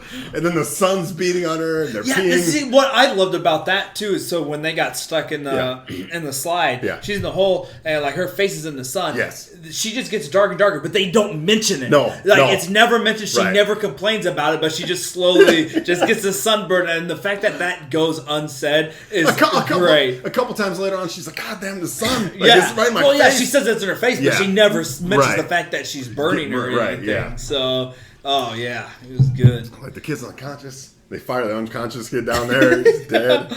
Yeah, it's so funny. And then the big slide at the end. And I'm like, ooh. Oh, it's not working. There's no water. You can't ride that. No. We're going. They just take like one bottle of water. Yeah.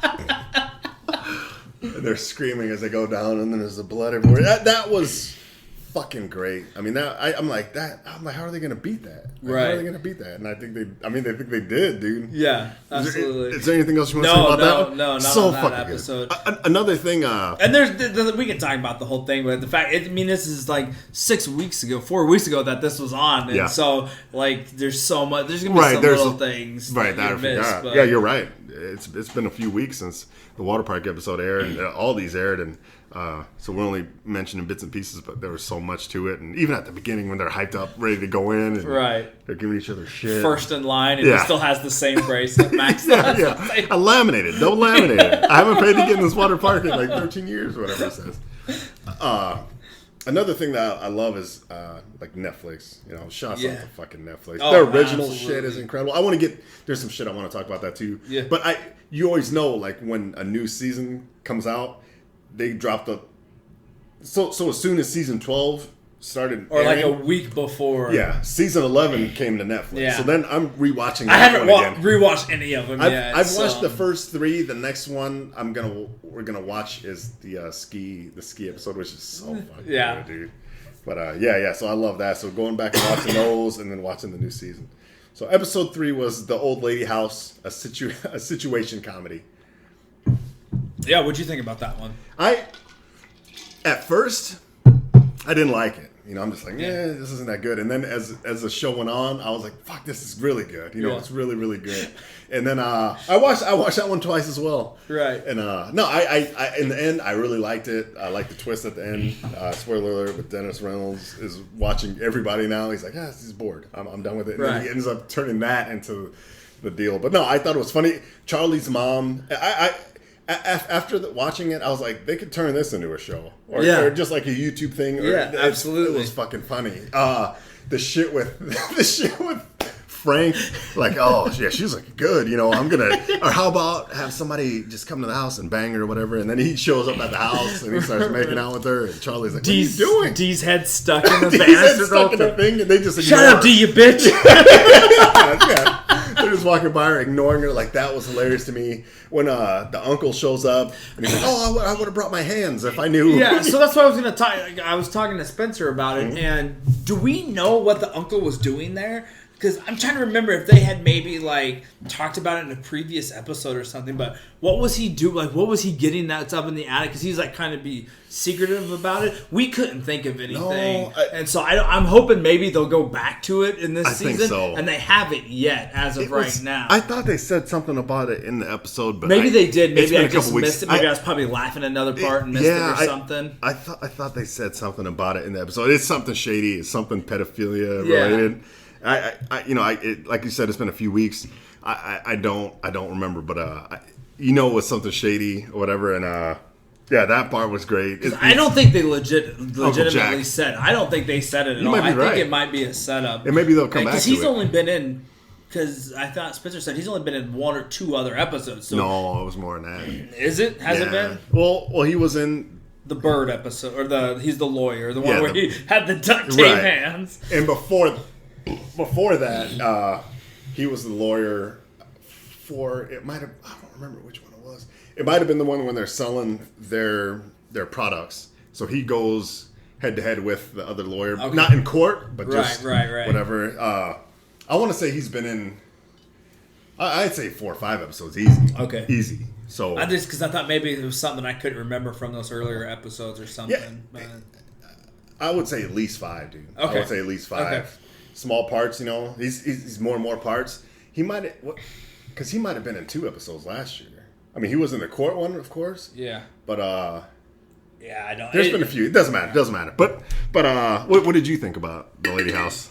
I liked it. I liked the concept of it. And when they started going to the house and recording, and I think when Frank put himself in there, trying to bone down on him, and then Mac's always trying to pump up his mom, who's like just total white trash, and you know, stuff like that. But she doesn't work. She's gonna get replaced. Or whatever. No, she's got to get a catchphrase at pops. Like, and then they're adding the fucking dumbass fart noises to D. So I thought it was okay. I mean, it was a pretty good episode. I mean, it cracked me up for sure. A couple episodes and stuff. So yeah, it was good. At first, she's trying to be the wacky neighbor. Yeah, that was great.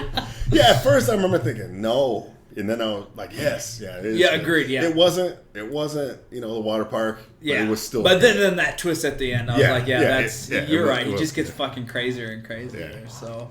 All right, so then from there we get into Wolf Cola, a public relations nightmare, which I knew when I read that one before the season even started. I'm like, that's fucking great, right? Because Wolf Cola was the fake company from Charlie McDennis that the guy said he worked for. Yep. And then something else I read, it said they were going to bring Fight Milk into it. And I'm like, oh my God, Fight Milk.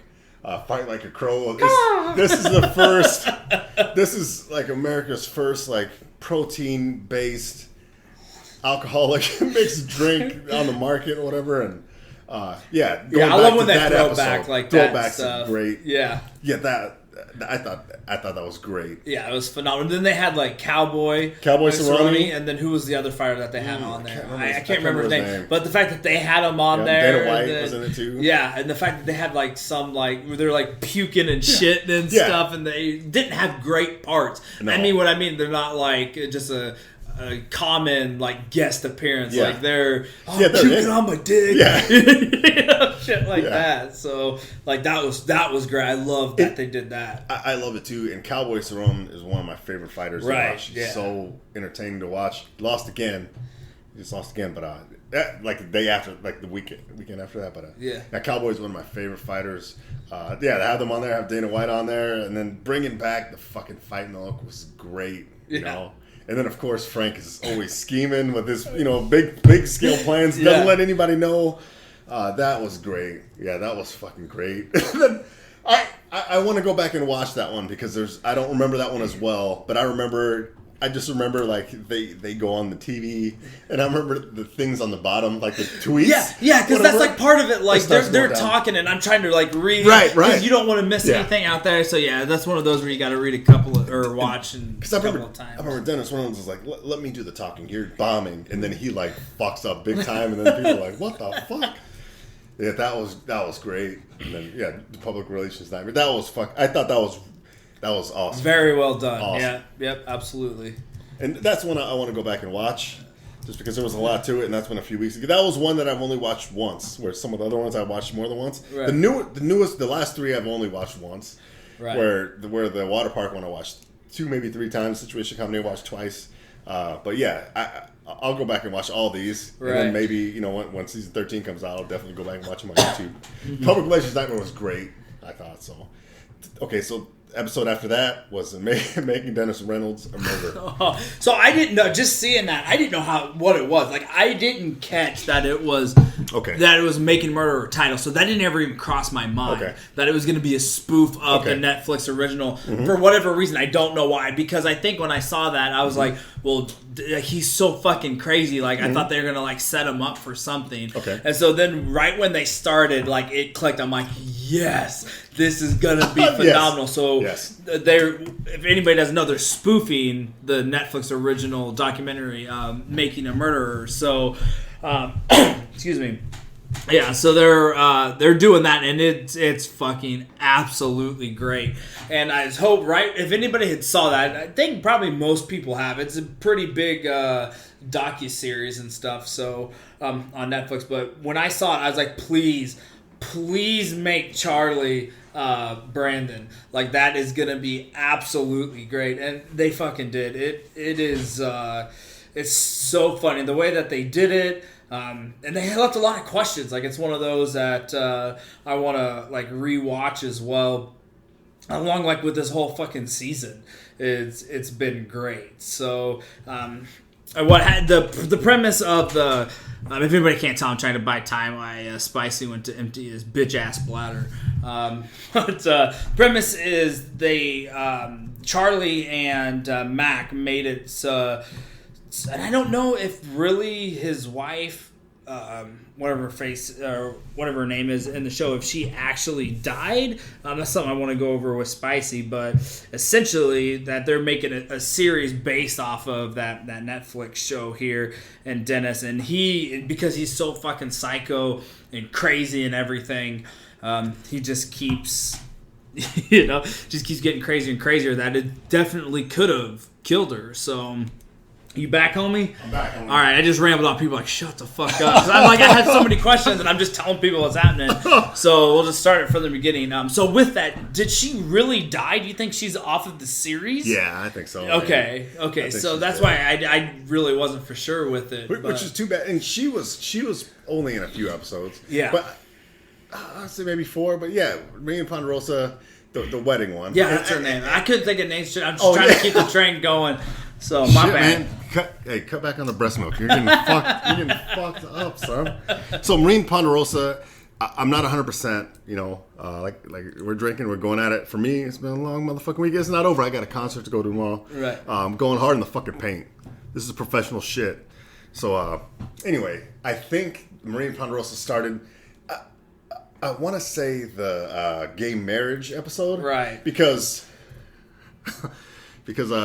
Frank and Charlie get gay married. Right. It's called gay married. It's funny to call it that.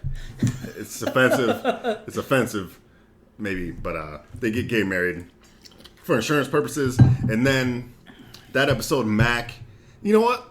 I might be completely wrong. That episode, Mac is mad at the training for getting married to the dude. And he's like quoting out of the Bible, whatever. And then the dude is like, no. The Bible says this. And he's like, fuck, Mac's like, and I think that, but now that I think about it, I might be wrong. So, Dennis meets Maureen Ponderosa, and then Sweet D starts meeting the brother. I can't remember his first name, but he's a Ponderosa. He's actually married with kids. He's smoking crack. Right. So, like, he buys her a car or whatever. And then there's other mistresses involved. So D's like, what the fuck? Like, this Ponderosa's fucked up. Dennis and Maureen get married, and then she has a dead tooth, and he realizes he hates her, and then they get divorced. Like, the same episode they get married, I think they get divorced, and then she gets half the shit and get alimony. After that, he's like, obviously he's paying alimony to Marine Ponderosa. She had the cat thing going on, the knitting thing, and the dead tooth. So after that, Marine Ponderosa came back a few times. She got breast enhancements. He banged her on the Marine Ponderosa massacre when they were on bath salts. Right.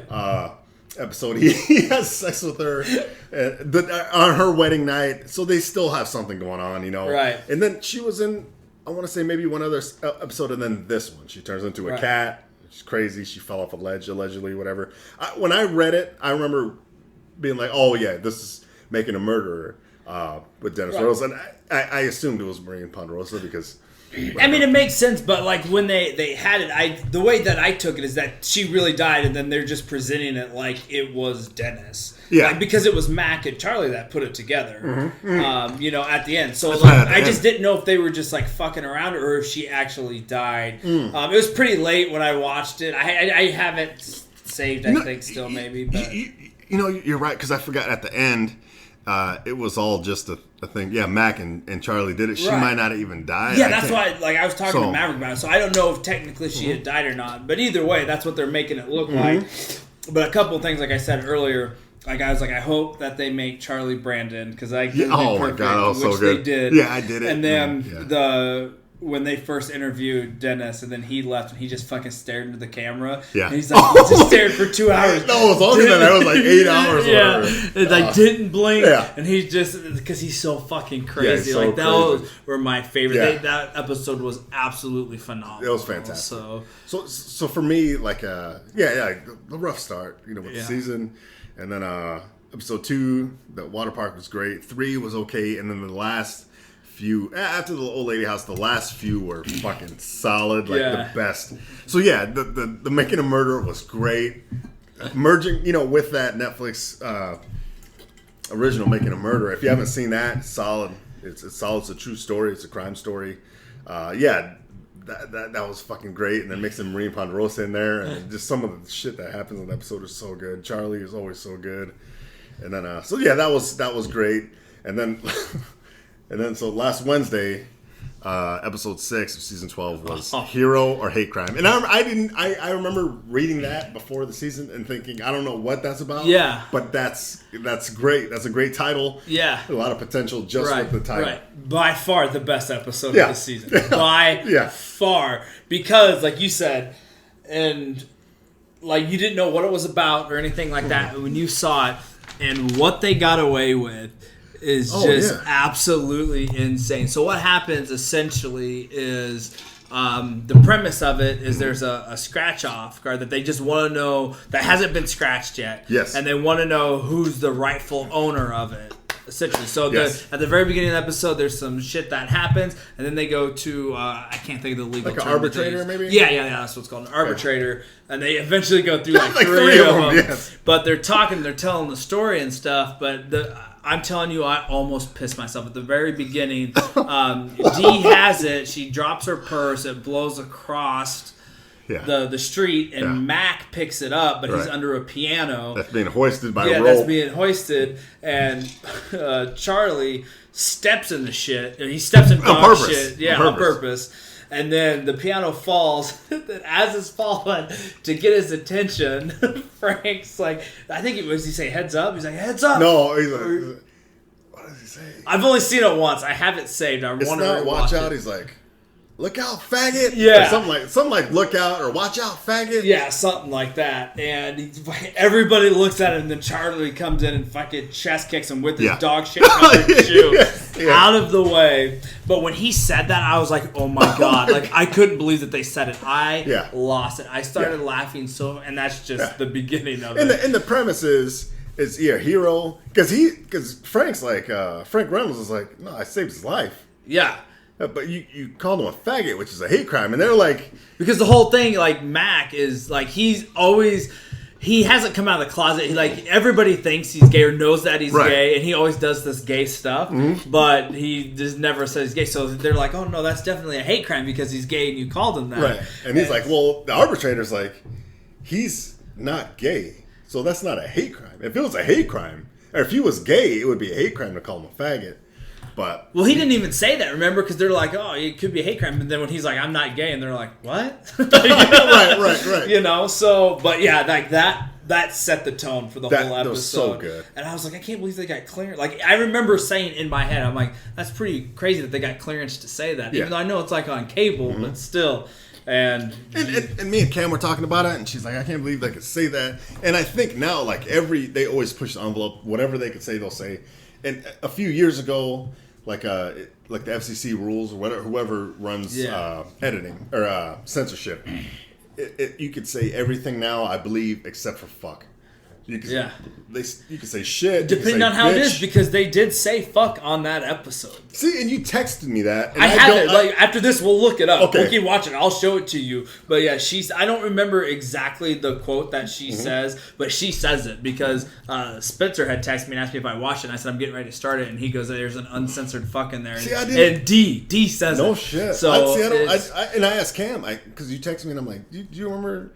An uncensored fuck, and she's like, I think she said no. Yeah. But yeah, they push the envelope for sure because they say faggot, bitch, cunt is brought up. And me and you love that word. We've been trying to bring that word back on the podcast. Cunt is not a bad word. Like, bring it back. But it's weird to see it on TV. Yeah, for sure. They say everything on there. And the arbitrator shit is so funny. She's like, I'm merely listening to this and I'm going to judge this on, these merits. And then we'll replace her.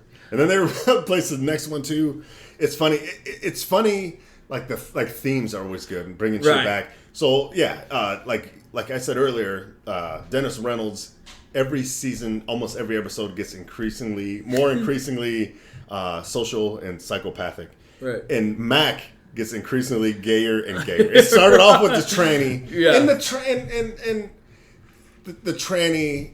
It's funny because it's not like a transvestite, like a dude playing a girl. It's a gorgeous woman. The girl, for let's be honest, nobody who's doesn't watch Always Sunny is listening to the segment. But for people who can't remember, it's the girl from Joe Dirt, the blonde. She's absolutely fucking gorgeous, and she's the tranny. So she has a bulge in her pants. She has a penis. She's a man, but she's absolutely fucking gorgeous. So tranny, it starts with Mac in the tranny, banging the tranny, and people are like, we know you're sneaking off and banging the tranny, and it starts off with that, and then as the seasons go on, he gets more increasingly gay, like the Mac in it with his twin brother Mac Day with I can't remember the actor's name, the guy from Apple Pie. But everybody loves him, and he dies. Yeah. But at that one, they go to rub like bodybuilders' muscles with oil and just different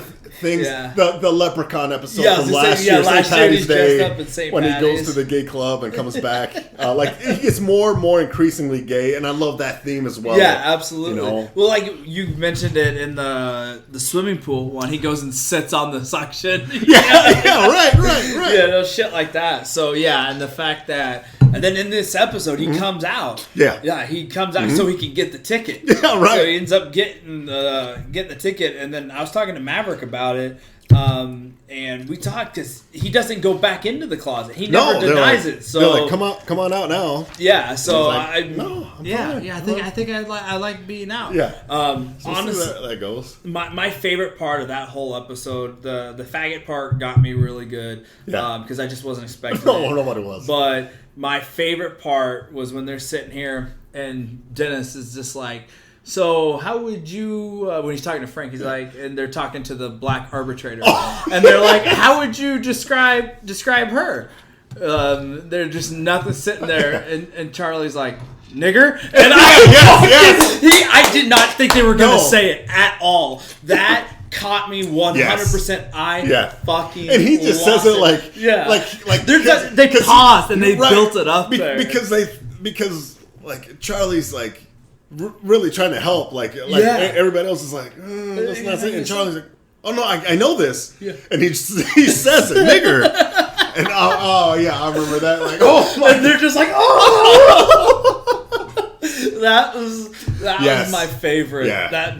Because it's just the way he says it, and like I said again, I don't know why I didn't think they were going to say it, because I can't remember if they've already said cunt before that or not. I don't think so. I don't remember, like I said, we'll just watch that part, because we got to find the part where D drops the F-bomb. And I think it's around the bicycle thing, because she's like, he has a fuck whatever or something like that. So it's in there for sure. So and like we've talked about it on the podcast before, like the way I feel about censorship is it's fucking stupid. Yeah, absolutely. It's completely backwards, especially when like a country like America, where we're ultra violent. Wow. I need to come back on the breast milk too. Ultra violent. Yeah. As far as violent, I was like purple. Like I don't get it. Purple. We love purple. Our colors are purple. Purple drink. Purple drink. We love our drink. No, it's ultra violent for any other country. Like that's where we're at.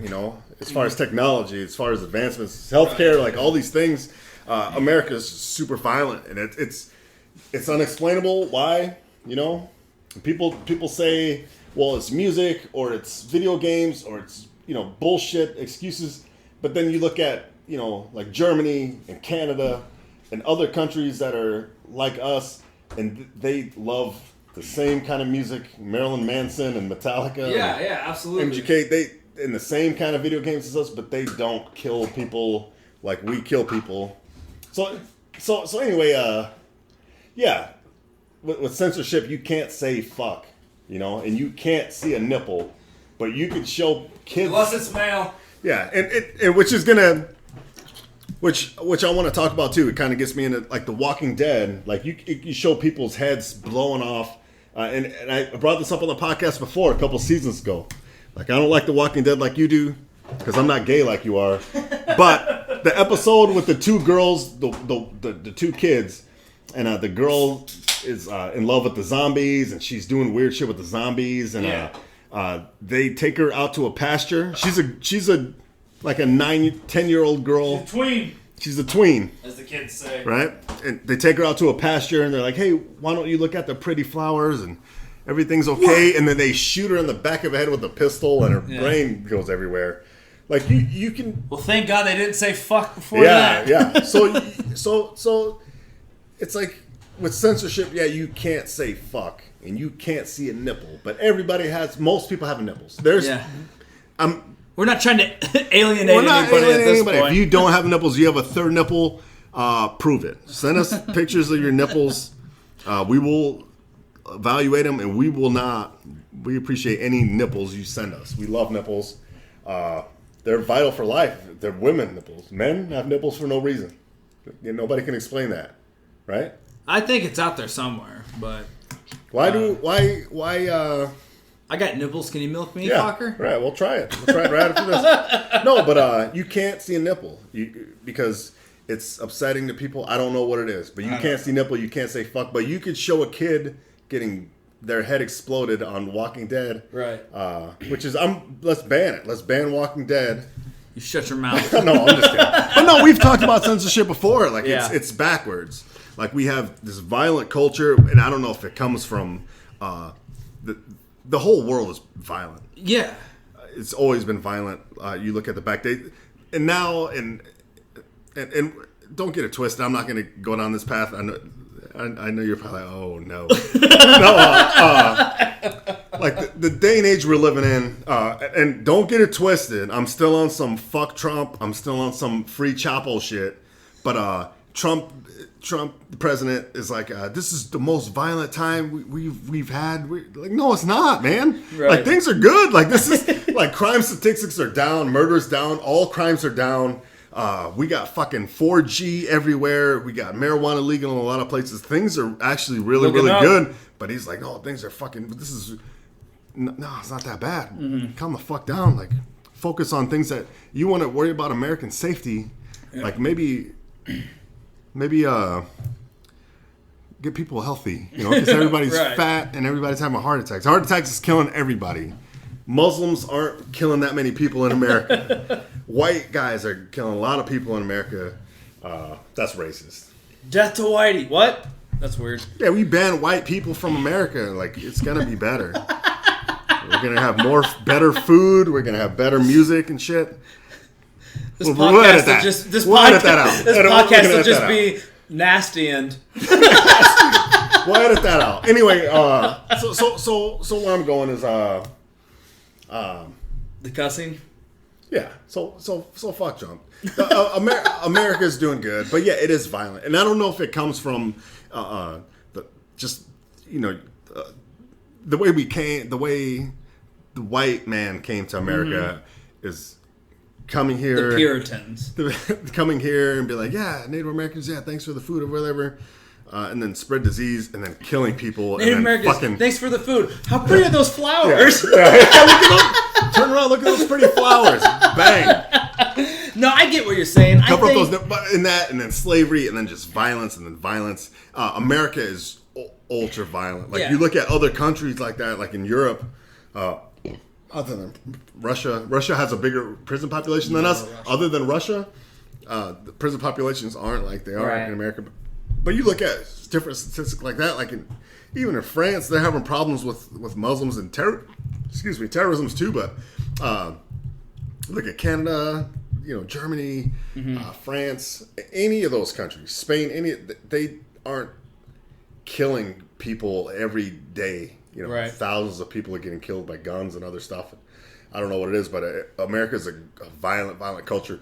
But they're still like with censorship. They're like, well, the problem isn't violence; it's the word "fuck" maybe or nipples or whatever. No, it's not. Like, show nipples. Everybody gets naked. Everybody has nipples. Right. I still think it's fucked up that women have to cover up their nipples and they can't take their shirt off because they have tits. And it might be biased because we all like titties, Right. But like it's like me and you could take our shirts off and we could hug and we could dance. We could make love. And the pale moonlight. You ever dance with the devil in the pale moonlight? No, but we could walk down the street and then the women, they're like, oh no, like we will put you in a fucking cage. Yeah, it and show doesn't those make any things. sense. We'll put you in a fucking cage right now. Like you can't show those things. Yeah. But it's just weird. It's weird. I don't want to go. I went way too far. No, it's okay. Oh, People way need to too hear. far. I agree with you. I think the censorship is weird. So that's like bring it back to It's Always Sunny. Like that was the craziest part is because you're not expecting that shit. So like I think if they put a warning, like just like when we talk about TV, if you want to put a warning in front, like this isn't suitable, strong language, they can put whatever, or just have certain stations. Like there's no way, like It's Always Sunny is on FXX. There's no way if it was on ABC or CBS or NBC, they would have gotten away with even saying, like shit at all. But I mean, it's getting more and more available. But it's just like, well, what about the kids? Well, then don't let them watch TV. Like I don't know, what to say, but. Again, most of the kids love Walking Dead, Game of Thrones, stuff like that. That's always the argument. They're like, well, what am I supposed to tell my kids? Who do you think's fighting the wars? Yeah. Like who's joining? Yeah, like, well, yeah. They're gonna get two boys are kissing. What am I supposed to? You're showing two boys kissing on TV. What am I supposed to tell my kids? Or how am I supposed to explain that? Well, fucking tell your dumbass kids whatever the fuck you want to tell them. But that's in real life, Yeah. Sometimes boys kiss boys. And sometimes girls kiss girls. Are you going to, like, block their eyes and they go to, like... they're going to be okay. Out in public or what? Right, yeah. Fuck your kids. Not really, but... No, not like that. Not like Uncle Jack. Not like Uncle Jack. But you know what I mean? Like, fucking tell your kids the truth or else they're going to learn the truth from listening to a shit podcast like Nasty and Friends, or they're going to learn the truth from watching Always Sunny, or they're going to go to school. And when whose bit was that, dude? I don't know if it was Joe Rogan or Bill Burr, but they're like, when they're talking about like, you think you have influence on your kids? Like you think, I think it was Bill Burr when he's like, you ever seen a public school teacher that gets paid $10 an hour? That's like these fucking kids are crazy. I think it was Joe Rogan. He's like, no, kids are listening to other kids, and they're like, hey, guess what? My fucking dad says, Santa's not real. It was Joe Rogan, whatever. But they're gonna learn from other kids, And teach We're here to change the world, Spicy. That's what's up. That's what's up, dude. It's Always Sunny. Yeah, I don't know if I went too deep. No, you didn't. You didn't. I love it. Who gives a fuck? I'm still on some free Chapo, fuck Trump shit. And I'm still on I love everybody shit. Yeah. I'm still on I really do love America. And I love people. And censorship to me is just silly. The way we do it. And don't get it twisted. I mean you could go to some places like Russia or China where the government runs the news and they won't show you shit except for North Korea. North Korea. It's way fucking worse than here. They only show what they want you to know. So it could be a lot fucking worse. When I talk about there's other countries that are fucking great. They're amazing. But there's other countries that are fucking fucked up and America is free, but it could be a lot freer. Yeah. Is what I'm saying. Jim Jeffries has a great bit about that part. about America Like being Amsterdam free. Well, he just thinks because like free. I mean, we have, I think, percentage-wise, the most people in jail. And I'm not going to take his bid just because part of it I don't know it. Don't take that. You shouldn't even brought him up. We'll censor his name out. But no, I love that. Yeah, that he talks about, and he's like, what he says in Holland, you can have sex and smoke a joint and like have sex with a prostitute, smoke a joint in front of a police officer, and they can't arrest you. Yeah, that's freedom. So you know what I'm saying. So yeah, it's good. Yeah, and in America, like I blocked a lot of people off of Facebook because not necessarily because I agree with their politics or disagree with their politics. I just don't want to hear about politics. Yeah. I'm on there for funny shit like memes, and I wrote that down because I want to get into. There's some hot memes. There's always hot memes. Yeah. I want to hear about that, and we're gonna go back to the funny shit. I went from Always Sunny, and now I'm like, that's all right. Real shit. Well, let's jump into the memes then. Okay. So yeah, unless you have, is there anything else you want to say about It's Always Sunny? Anything else? Do you remember any of the other titles of the remaining 4 episodes? Yeah, the next one is PTSD. PTSD. Right. And then there's Did you read the description of it? No, I have no idea. What I read it the other day, okay. and she has sex with a stripper, and it's his rock bottom. Like, his rock bottom. And so it's like about her, I think, trying to overcome that. Okay. And then it's I don't remember who, but there's more to deal like with strippers in that episode if I remember reading it. So and Dee's had sex with some fucked up people before. Yeah. Like the episode where they're beefing with the Koreans, and Charlie like marries the underage Korean girl, and then she sleeps with like a busboy with no teeth for the recipe of the beer or whatever. And that's good. And then there was a couple more I can't remember what the rest of them are. Yeah. Now, Always Sunny, I'm looking forward to watching the rest of the episodes, and I'm definitely looking forward to hearing what you have to say about them. Yeah, absolutely. This season, it's good. Fucking it's great. Phenomenal. It's great, phenomenal. Yep. I agree. So, I want to get into memes. I also, since we're on TV, let's stay on TV, and then we'll get back to the memes. So, other than I want to get into Walking Dead. Before that, on Netflix, because I'm a Netflix guy, I watched Bill Burr. We talked about that. I love it. Watched Neil Brennan. Oh, 3 mics. Yep, 3 mics. Phenomenal. I watched Joe Rogan Triggered again because it's that good. Yes. It's that good. The bit about the president. Oh. The bit about the edibles when he's like, it's a what is it? Like a gummy bear. Gummy bear. The foot. Like, oh, just eat the foot. Like eat the foot. How strong are the gummy bears? He just makes that face. Right. Like, that's not a unit of measurement. Yeah. and so to be like to censor myself. So a friend of mine told me that him and his girlfriend were hanging out like a couple weeks ago. Okay. And they ate an edible. Okay. And it was supposedly 10 milligrams, whatever. Yeah. And they split it?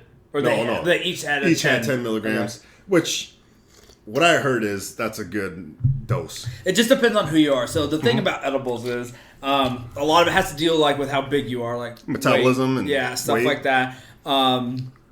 A lot of it you can't regulate it. Like they can say, but it's hard to say. And there's some people it doesn't affect. Like you talk about young Jamie. He's the guy who helps produce the Joe Rogan Experience, that podcast. He will take like 800-900 milligrams, which will put people into a coma, most people, and he barely feels it. Really? He's just the way his body's set up, he just can't feel that off. Really? Or like Joey Diaz, like sometimes he'll do 1,200 milligrams. Incredible. In a day, and like in one sitting, and like, he still functions. Granted, he's on the moon and stuff, but so it just depends. You never know. I like when I do them. I like 10 milligrams are good. Like I usually, especially if I've never fucked with them before, I start off with 5, and that if I have shit to do, I'm not sitting down podcasting. Man, I got shit to do today. I'm not at partying. I'll do 5, and then even then I'm not driving. I'm not doing anything because it'll still get you there. But that's me. It could be somebody else could take 10 and not have it affect them at all. Yeah. Like I won't say his name just because, but I have a buddy. Oh, say his name. I'll tell you off air. I've had a buddy who I've done 10 with, and it never hit him at all. And I had another friend who barely hit him, and then because we all did it at the same time, and then I was just like on cloud nine for the rest of the day, and it was Right. phenomenal. So it just depends on who you are, your makeup, and all that stuff. So, See, and I think in like some places where it's not regulated, it could say 10, and you don't know what the fuck it is. Yeah. But I think in places like Colorado or whatever, I think they're even pretty then, accurate. it's still but it's hard. different, allegedly. So Yeah. my friend telling me their experiences. So yeah, 10 is the way to go. Yeah. I like 5, 4. I had these hard candies that were 0.4 before, or I'm sorry, 4 milligrams before. Yeah. And that is perfect, I think. Uh-huh.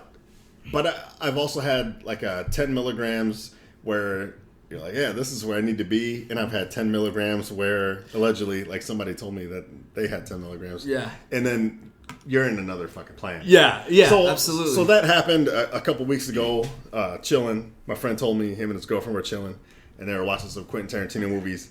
And you each do 10 milligrams, and then you're in another planet. Uh-huh. You know, like Shorty's like felt like she was floating off the couch. I love it. And then I love 10 milligrams. I think is the way to go. I don't think you go under that.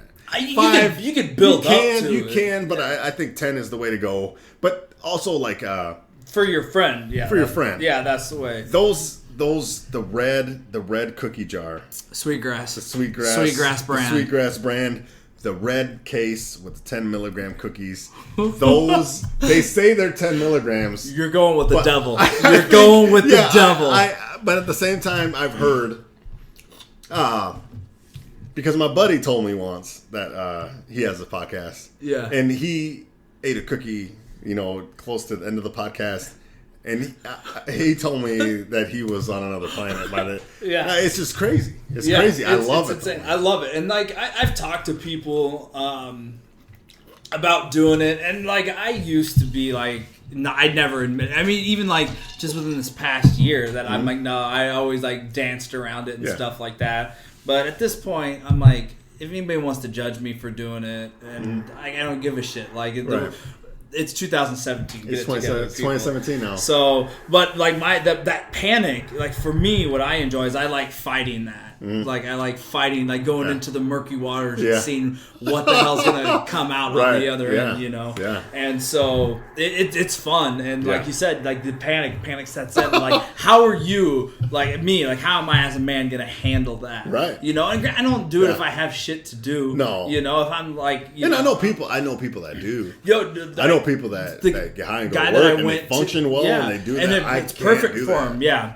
I can't do it either. But I have the people that we went to the divisional game, the Chiefs game. Like he smokes all the time. Okay. Like I mean, we had gone out earlier and we went and partied with him like the night before, and he probably went out to his vehicle 5 times in the like 2 to 3 hours that we were there to smoke. Like he just goes deep all the time, and you get into his car, smells like pot, and he just and there's people like that who just do it all the time and they can function like that. I can't. I like to do it to like enjoy stuff, like go to a football game or watch games or late at night like watch stupid TV. Like my favorite thing is there's a show called The Great Indoors. It's not a good show, but it has Joe McHale in it, and I love Joe McHale. I do too. I started watching because he's on it, but it's about where he worked for this outdoor company, and they had to cut back, so he's in charge of like 3 millennials now, and it's not a good show. I watched the first episode, I'm like, it's whatever, I'll keep watching it, but then I would just go into the murky waters watching it, and I enjoy the fuck out of it. Awesome. Like while watching it. So you ever watch Adult Swim? Not often, but a little bit. I haven't in probably like 4 or 5 years. So. Oh my god! Okay, do me a favor, go back, and I haven't watched it in a few years because I don't have cable. But I remember it was a couple years ago, before I went to Wisconsin with the Army, and I just turned it to Adult Swim, and they had some reruns of something on there, and then I told you about this. They had a show on there called Black Jesus. Okay. That takes place in Compton. Yeah, you've told me about that. Was fucking great. And then Tyler, the Creator, and his crew, Odd Future Wolfgang, killed them all. They had have a show called Loiter Squad, where it's just like a sketch comedy show. Okay. And it was so fucking good. So I started watching Adult Swim then. I don't know what happened. I was by myself. I was alone. I was sad. I was going to Wisconsin for a couple weeks. Yeah. And I just remember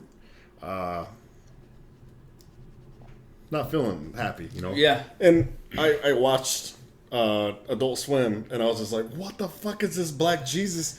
It was so fucking funny. And then Loiter Squad was good. And then they had a couple other shows. Like Friday Nights was like their new shit. They got a lot of new shit on there. And some of the cartoon stuff I can't get into, but some of the other stuff, like there's this one about an angel who ends up in hell. I can't remember the name of it. I'm sure that's still going on, but they got some great shit on there. If you're fucking faded, and obviously I wasn't. I was not off weed because I was going to the army for 2 weeks, but I was drinking. I think it's just drinking, but yeah, if you're faded any kind of way, Adult Swim is what's up. It's fucking good, dude. It's good. They got some good shit. I'm sure they got even new shit now. This is 3 years ago. Before I went to Wisconsin. I'll have to check it out. Yeah, check it out. Check it out. It's fucking awesome. Yeah, like just that stupid TV, like being faded, being in the murky waters, and watching that. Like I don't really like late night TV, but I'll watch me the fuck out of Jimmy Fallon, and I love it. Just like I sit there and like halfway through, I'll catch it. I'm just literally smiling the whole time, and I was like, how can this be? Like where the status is at, where it's at right now. And I know a lot of people. You know, my mom has always said, don't talk about it on the podcast and stuff because of like if you're trying to get other jobs and shit. And I was like, first of all, nobody's going to even listen to this podcast. And if anybody ever does, I'll never get hired for anything. Right. You know, but no, I think as far as marijuana goes, I think like from 2017 to 2014, it's came a long way. Oh, yeah. People are getting educated. I think people aren't stupid. You look at the numbers with like pharmaceutical companies, what the fuck's going on there, and it just keeps getting bigger, it keeps getting better. People are getting educated. There's no argument against it. The same argument is still, it's a gateway drug. Right. It's completely false. It's just made up. That's the only thing they have. When I see the memes or the pictures, and it's like, you want to know who's dangerous or who's really evil? It's locking people in cages for growing a plant or smoking a plant. That, when you look at the facts of it, that doesn't kill you, that opens your mind, that isn't going to hurt you, that, you know, people are starting to realize that and see that, and then seeing how much positive it does. Makes you happy, makes food taste better, makes sex feel better. Everything's better. It's ridiculous. Right. It's scary, and the fact that it's still legal. And when it comes to Trump, like I don't want to get into Trump because it's everywhere, and we're not a political podcast. We're a cooking show. We're a cooking show. And even before Trump got elected, I've been on fuck Trump shit, you know, for a long time. Yeah. I hope he does well. Yeah. I'm giving him a chance. I just hope that he doesn't take away good things, like things like I hope he doesn't discriminate. Like, I hope he doesn't get rid of gay marriage. I hope he doesn't do anything against marijuana. You know, I hope he really does make. He's not going to make America. America is a great country. You know, like we said before. I hate that slogan, like, make America great again, because I don't know what they're talking about. Like, what are you talking about? Like, are you talking about like the 50s? Right. Like, do you want to make separate bathrooms for? Yeah, ask a black person. How great it was. What are you talking? Like honestly, dude. Like, things are good. Crime is down. Marijuana's legal in a lot of places. We got fucking 4G internet. You got YouTube. Don't even talk about YouTube Red, because I'm not fucking with it. I'm not paying $10 a month for it. YouTube's great enough. I'll sit through a lot. Like I'll pull up a video and it'll say there's a 30-second commercial. I'll exit out and hit that same video, and sometimes there's a 5-second commercial. I'm like, this is fucking great. Like, what are you talking about? It's not great for everybody. There's a lot of people in prisons. There's a lot of problems still, and there's a lot of things that can be done. And I hope Donald Trump can make that happen. I'm not. There's people on both sides of politics that, like, when Obama was there, like, I hope he does bad because I hate him, or I hope Donald Trump does bad because I hate him, and I just want to see him fail. I think it's just weird if you want somebody to fail. Yeah, if you want the quote unquote leader of the United States to fail, like no matter how much you hate, like I want America to do. I don't care if America suffers. I just want my party to look good. Like that's idiotic to me. Right. Like we all want the same thing. Like everybody struggles. Everybody has a hard life, and we're just trying to fucking save America one podcast at a time. Hell yeah. I definitely don't want anybody. I want him to do well, you know. Mm-hmm. And if he does well, I'll be like, fuck, you know, he did awesome. And I would say that no matter who it is, you know, I'm not into politics, Democrat, Republican. I hate when people pick sides and like, no matter what, I'm running with this. But no, I hope he does well. And I will say, if he does well, I'll say, he did well. I love how he did this, you know. But hopefully he doesn't take away, like, marijuana's a big deal to me. Just because it helps people, like these guys with PTSD. When you hear about, like, I know people who suffer from pill addiction. We both know somebody. We both know people who really suffer from pill addiction or alcoholism or other things. And if they can do something that is better, well, just like for me, and I've taken a break off of marijuana, like right now, just for my own personal reasons that I don't want to say out on the podcast, but. And I don't. Please make your dick smaller. You told me that. No, I'm just kidding. I don't, crave it stuff, but it's not like I had a drinking problem before. But I don't drink near as much when I do it either. Yeah. Which I think is good. Absolutely. Like I'm unhealthy enough the way it is. You know what I mean? Mm-hmm. So the fact that like my drinking has gone way down because of it, and I wanted to slow down on drinking anyway, because it's my son and stuff. So it's helped me with that. I've told a story on the podcast before. Like I seen firsthand how it helped my dad, with his pain when, he had, I love that story, cancer and stuff like that. So for me, like, you can say whatever you want. I'm not going to change my mind about it. And if you want to judge me because of it or like to talk about it and funny stories, like how many drunk stories have we told on here and nobody's ever going to say anything. No. Oh, you drink? That's cool. Yeah. You know what I mean? So and it's some of that is the media. Some of it is just like a stigma or whatever. But yeah, you could tell a fucked up drinking story. We all have them. It's acceptable to go to a bar, get drunk and puke every now and then, and people are like, oh yeah, it's a 40th birthday party, so puked. You can do keg stands, you can do all this stuff, but you show somebody smoking a joint and people are gonna be like, oh, this guy's a douchebag. Right. People still have that stigma. That's still that stigma. Yeah. And you could be you could pop pills, you could pop Percocet and have a glass of wine, and people are like, oh, well, that's okay because it helps them. They got 4 kids, they need the wine and Percocet. But really, if you smoke the joint, alcohol, and I love alcohol, man. Yeah, like absolutely. I enjoyed it too. We've never done a podcast where we're like. Even in the morning, like, hey, it's a Sunday morning podcast. We're drinking coffee and El Toro Negro. Yeah, exactly. Mexican moonshine, sugarcane moonshine. Like, we love alcohol, but it fucks people up, and it's not good. Like, it's bad for your organs. Yeah. You could die, But marijuana, you can't die, and it's better for you. And I support it so much. Not like I don't love marijuana, Like I don't like for me, but for other people, it can help. It can help people.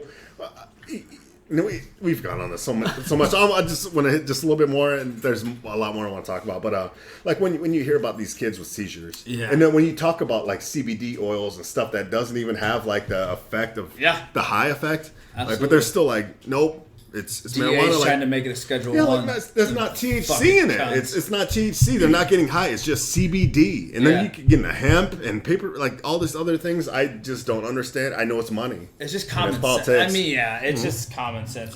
It's fucking. So there's people out there, and everybody I talk to, because there's an older guy at my firehouse, and he's like, I don't like marijuana, and I'm like, well, hear me out, like. This is how I feel about it, and do some research, and then they're like, I didn't think about it like that. I'm like, it's the media will paint a picture. You're a burnout. You're a bad person. You're lazy now, and that's the opposite. I know people that smoke and go to work and do things that are productive, and it makes things better. Like it's But like you talking about it in 2017, I think is a lot different than if you're like 5 years ago. Right. If you talked about it, I think most people understand it now. Right. Yeah, I would agree. And part of it, getting older, I just don't give a fuck. Yeah. You know, like I only have in my life, I can see in the foreseeable future to only gain a couple of more friends. You know what I mean? Like, and that's only like when my kid gets old enough and goes to school and I gotta associate with those other fucks. Yeah. Like, I cannot have another friend, gain another friend for the... And I love, you know how much I love people. I love going and talk to people and stuff like that. But if I never gain another friend, I'm happy with all of my friends that I have now. So that's where I stand. God damn it. Yeah, you're a fucking great dude, man. Like being around you, being around Camus, just exceptional people. No, for sure, man. And I think as you get older, you're like, I'm just gonna be honest. Like, you know, if people judge me over this or what I like or whatever, fuck them. You know, maybe you don't necessarily want those kind of people in your life if they're gonna judge you over a certain thing. You know, well, fuck it, man. Like, we one of the best things about doing this podcast is the people that we have around us and the people that we get to have on the show and the people that listen to the show. And even if they're not on the show, being able to talk about the people that we love and that we care about and just reliving stories that we've been through. It's amazing, man. We're lucky. We're lucky as fuck. Yep. You know? Besides that Melina and Spencer guy. Both of those fucks. Degenerates. Ungrateful. So, memes. No, we shouldn't be ashamed put of that on there. You want to talk about the latest memes. Yeah. So and there's something else too, but we'll get back to that. Yeah. Memes. So memes right now. What's popping? Like what's popping in your gram, in your Twitter? The memes, and I don't know. Hopefully, I find out that there's two of them that come to mind. Okay. The latest one that I'm seeing a lot is of the guy who's like pointing to his head, like the thinker one. Yeah. I don't know where that picture came from or where that started. I don't either. Just hit. I've just noticed it in the past week or two. Oh yeah, I was gonna say a little bit for me, a little bit longer. Yeah. I don't know where it came from, but the last good one of him I saw was, if you blow a 25-point lead in the Super Bowl, you don't have to go to the White House and meet the president. Yeah. And one of them that I saw was like they can't test you for drugs if you poop in the cup. Like that one's good. The other one is, we kind of touched on it here, is the Salt Bay. Salt Bay. So if anybody doesn't know, the Salt Bay, it's a guy, I think he's based out of Turkey. But this guy, he takes meat cooking very seriously. And he has sunglasses, and most of the time I think he's wearing a white shirt. But he cuts his meat in a certain way. It's like very sexual. It's weird. It's weird as fuck. And I know that sounds weird, but like when you're looking at it or when you're watching it, he got popular on Instagram. And you could follow him, and I would pimp out his Instagram if I even knew what it was. I don't follow him on it. I just like the meme.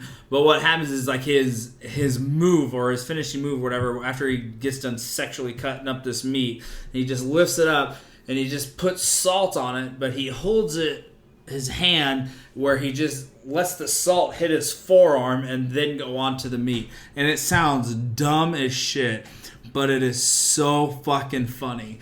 But that meme is called Salt Bay, and I mean it hit big time. Like during the Pro Bowl, shouts out to Travis Kelce when he scored his first touchdown. He did the Salt Bay. Did you see that? No. When Travis Kelce, he was did that the it. Pro Bowl? Yeah, during the Pro Bowl, shit, he cut and then he just did the Salt Bay. But like I was telling them, he got big on Instagram, and he's from Turkey.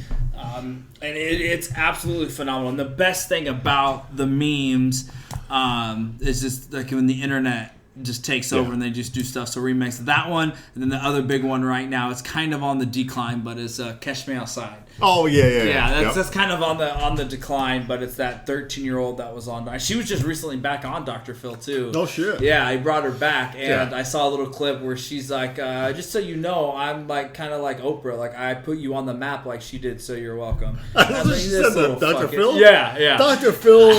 First off, you know how we feel about Dr. Phil. I don't think he's a real doctor. Like, no, I agree. Yeah, fuck that But guy. anyways, those are the hottest memes. So, but I don't know. Usually, I know like kind of the background on where the stuff comes, but the guy who's like pointing like the I thinking, don't know. I don't know either. came. Like I said, I've only seen that in the past week or so.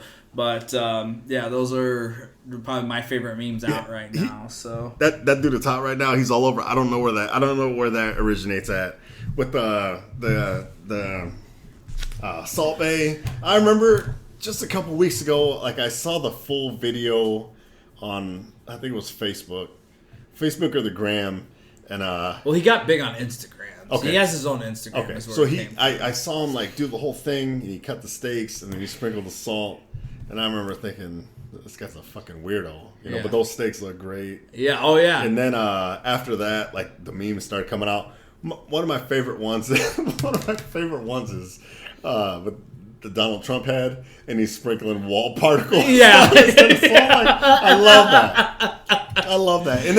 And this is off the subject, but like I love when a meme like goes through, and then when it comes back, if it's still good when it comes back, you know it's solid. Right. And the other one that I just saw again, and I love it, is with Donald Trump on Wheel of Fortune. And it's like blanked out pieces, and so it's like a 4-part collage, and it's with Donald Trump on Wheel of Fortune. So it shows pieces of the puzzle on Wheel of Fortune. Okay. And then the next photo shows Donald Trump, like a freeze frame of him like screaming. Yeah. And underneath, I haven't seen this one. Underneath in words, it says "Catching Mexicans," and then it shows the full puzzle, like all the way discovered, because before it's missing just like 4. Oh yeah. And then it says watching, and then the thing on the bottom of the Wheel of Fortune is the category. Yeah, the category is like what you're doing or whatever. Okay. And then it shows the bottom quadrant. The third one is watching pelicans, and then it shows a picture of Trump in a freeze frame again. It looks like he's saying "fuck." I think I got it right here. I love that one. Yeah. But when they come back, you know they're good. Right. So with the memes, the Salt Bay guy, yeah, he's on fire right now. He's fucking killing it. I love it. And then other than that, like the Catch Me Outside chick, yeah, she's still killing it. She's still doing great. Lil Molko, who's popular on YouTube. He's popular on YouTube. His last one was Panda. And that's good. Yeah. That's good. So I just show Marty the picture of the catching Mexicans, and it's really watching pelicans. We might upload that to the gram. I love that one. It's old. It's not even new, but it came around again, and I'm just like, it's still fucking funny. Right. So, but anyway, the Catch Me Outside chick. I remember a couple weeks ago, I'm like, I started seeing this more and more. Yeah. I saw it on something. I saw it on one of the military things I follow on Instagram. Yeah. So I first saw somebody share the video, and I was like, because sometimes I'll it was on Facebook, so I was like, should I watch it? I was like, no, whatever. And then I saw like 2 other people share it, and so then I was like, I should watch it, because if I see like 2 to 3 people share it, you know what's then I need to, or like the video and it shows up on your timeline. I need to check it out. So then I checked it out and watched it, and I was like, this is going to be a meme for sure. Because it was just a video when I saw it. Okay, see, I never saw the video. Yeah. So it was just it was like the 4-minute clip video of it. So I'm like, if this is going viral, then the internet's going to take over, and that's when all the memes and the remixes. And I think the best one that I seen was I think it was the one that you shared, where they did the music with Napoleon Dynamite. Did you share that one? Yeah, I did. Okay. I did. That's probably the best Catch Me Outside one. Yeah, that was great. That I've seen. Yeah, I like that one. So yeah, no, I saw it on a couple things, and I saw it on the military one. And the military one was great. It was on one of the grams I follow that follows military troops, and it was like, you keep lobbing, rockets inside the wire. Catch Me Outside. How about that? So I looked it up at work. And I was Dr. Phil, and I watched it. And since then, it blew up. And Lil Moko does the parody music, and his latest one, I want to say it just came out within the last 24 hours, was a Catch Me Outside video, and it's pretty good. Yeah, he's good. It's not as good as the other ones. The last one he did was Panda, which was great, and then, of course, he does so many other ones. This one was good. It still wasn't great, but I love that one. Other than that, I still love the Jordan memes. I mean, they're always Crying so good. Jordan, The Crying dude, Jordan. that's one of my all-time favorites for sure. Because the thing is it always comes out like anytime something happens Immediately. So like one of when the Patriots. Did you see that one that NFL memes put up? I don't know. And by the way, anybody. If they don't like the page NFL memes on Facebook, go like it because they don't give a fuck who it is. They go after NFL memes. Okay. They go after anybody. But what they did was when Patriots were down like 25, so you know how it's the Patriot head and how it comes out or whatever. Yeah. They just did like the little eye cut out and it was the crying George. It was just the eye though. Yeah. And so like that's what like those when it can go for anything. Oh yeah. Like I love the crying Jordan.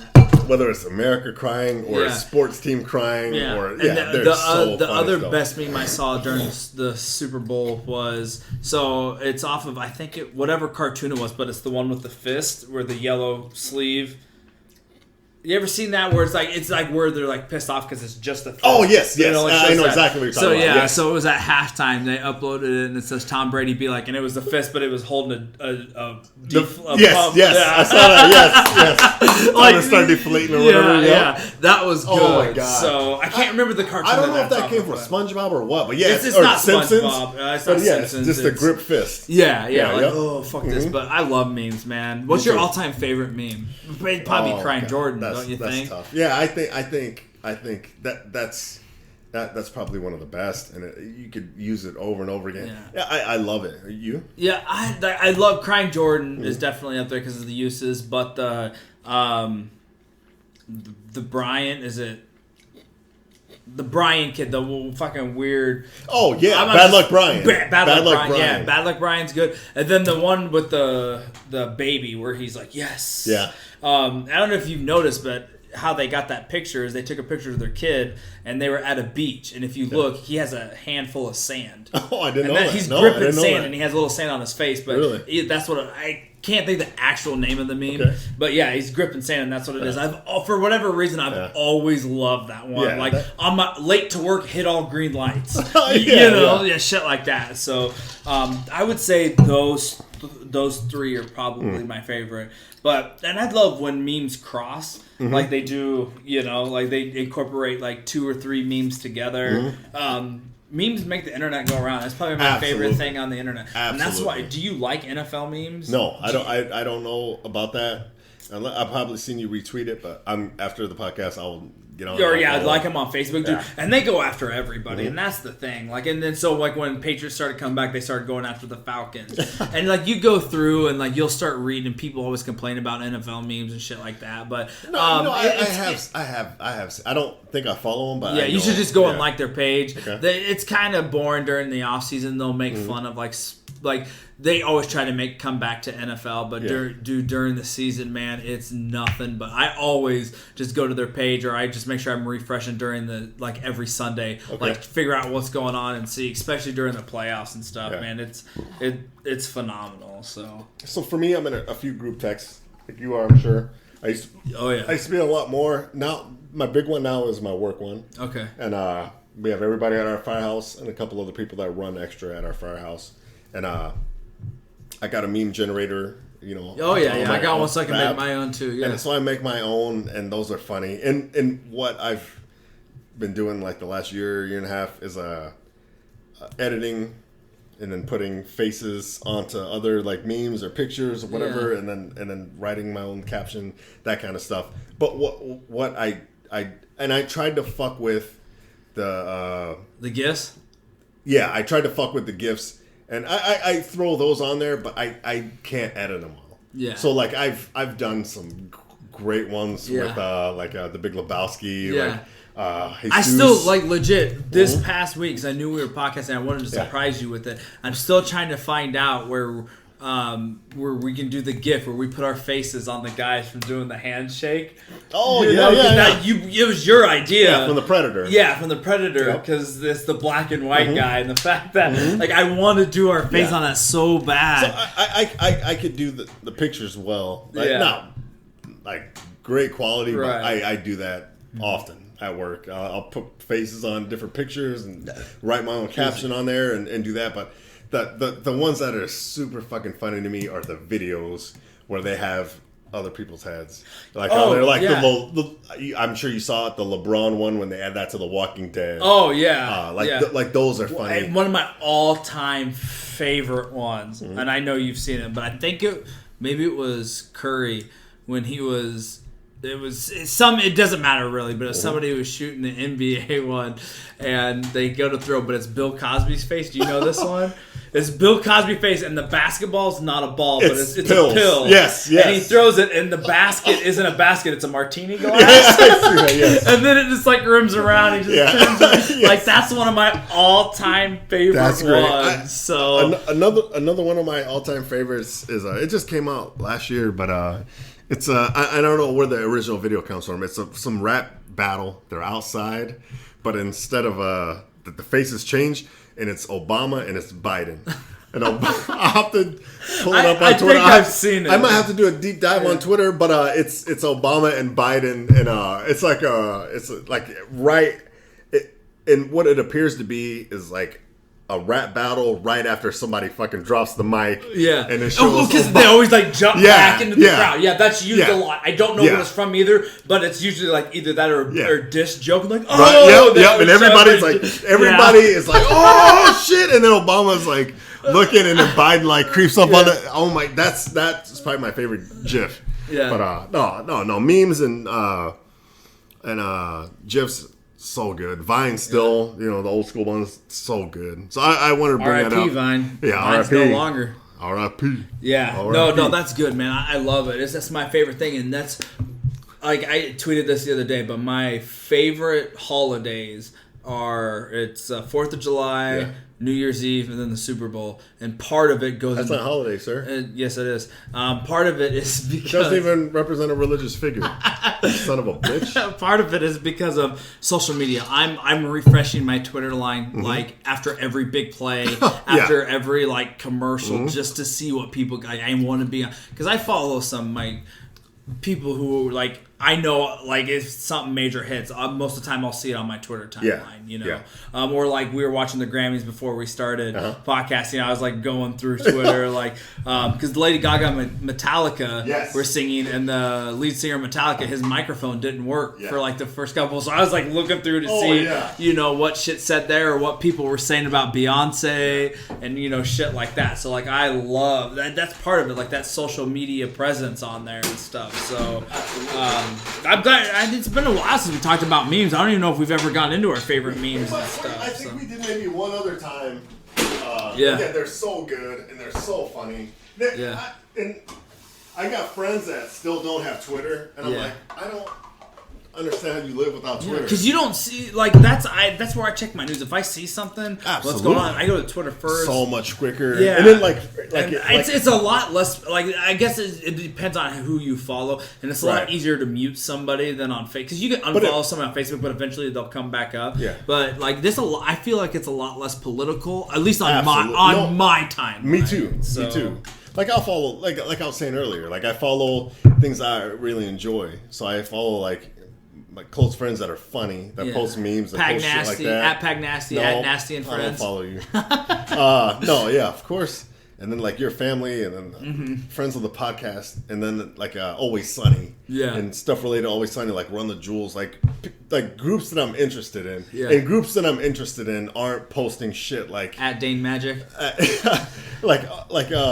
absolutely. Yeah. And I've been since we've had Dane on the podcast, I've been following him more. I just hit him up on the gram earlier today. Yeah. Maybe it was yesterday. It's been a long weekend. But he posted a picture of him kick back with his Obama coffee mug watching the Michael Bolton Valentine's Day special. Yep, absolutely. I mean, he's so good to follow on social media. Yeah, he's so one of my all-time favorites. But on all platforms. And there's a time to be serious, and there are, I'm sure, people that post serious shit on social media. Yeah.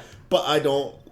That's just not what I'm into. Like there's a lot of things that you can't change. Like whatever, like complaining about certain things aren't going to change. Yeah, the protests are important at some points, but just spewing venom on social media about something you don't like it doesn't necessarily change things, and I don't give a fuck. Speaking of protests, the Women's March.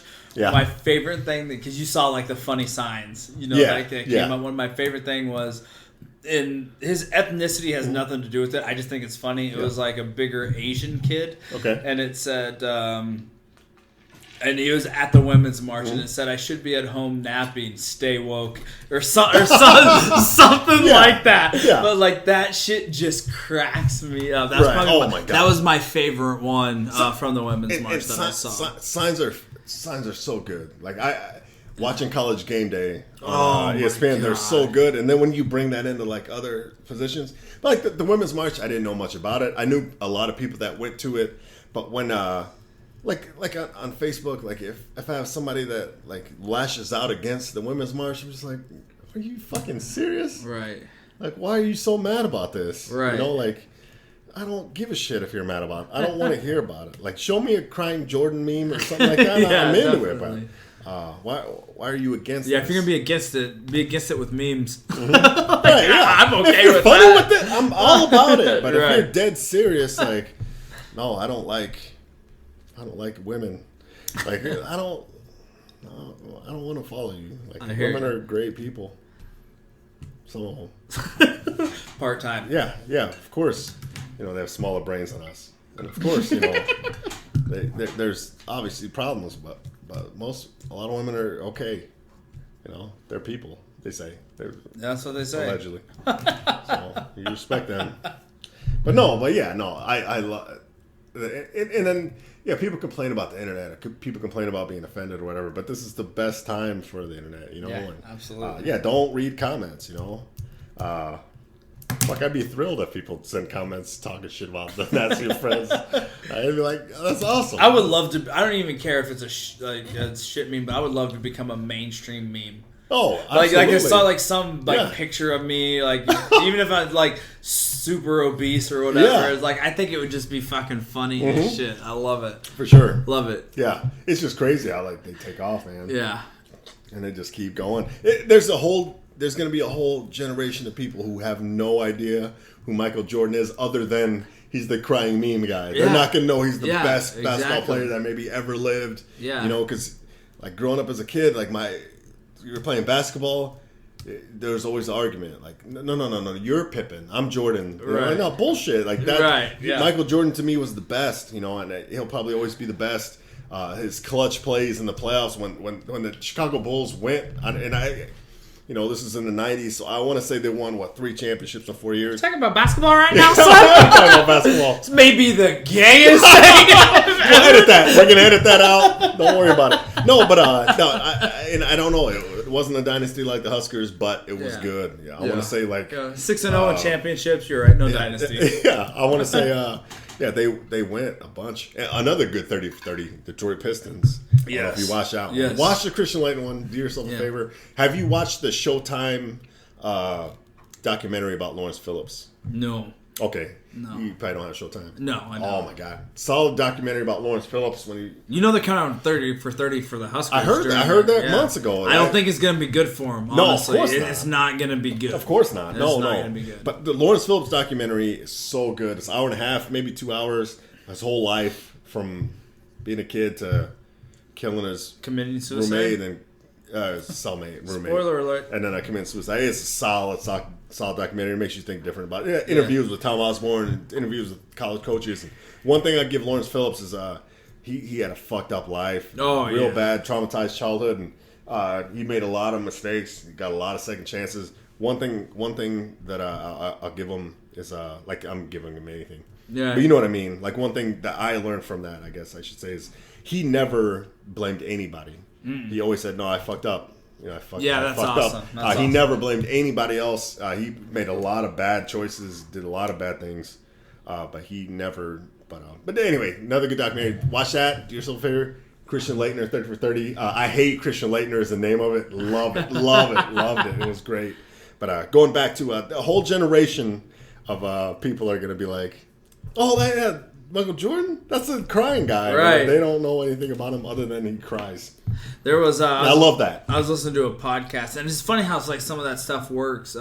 Listening to, and so like I love. Obviously, everybody knows I love podcasts. And a great one that's just come out recently. I love Josh Wolf. I've talked about him that I've all seen. The time, man. I've retweeted him because he does these high walk updates where he just gets super high and he goes out and walks his dog Rocky and he tweets about it, and it's Jesus. That sounds fantastic. Yeah, man. dude, it's so funny some of the shit that he says, and it cracks me up. So I favorite and I retweet him a lot, and I've seen him live and he's phenomenal. I've talked to him in person because after the show I bought some merchandise from him, and he was saying, but he has a new So his podcast is called Fairly Normal Podcast, and Bert Kreischer was on there. I was like, he does really good. Because I didn't really know about him. I kind of knew of him, but I didn't know any of his comedy or anything until he had Bert Kreischer on there. And Bert Kreischer is one of my all-time favorite comedians. So I listen to everything that he's on.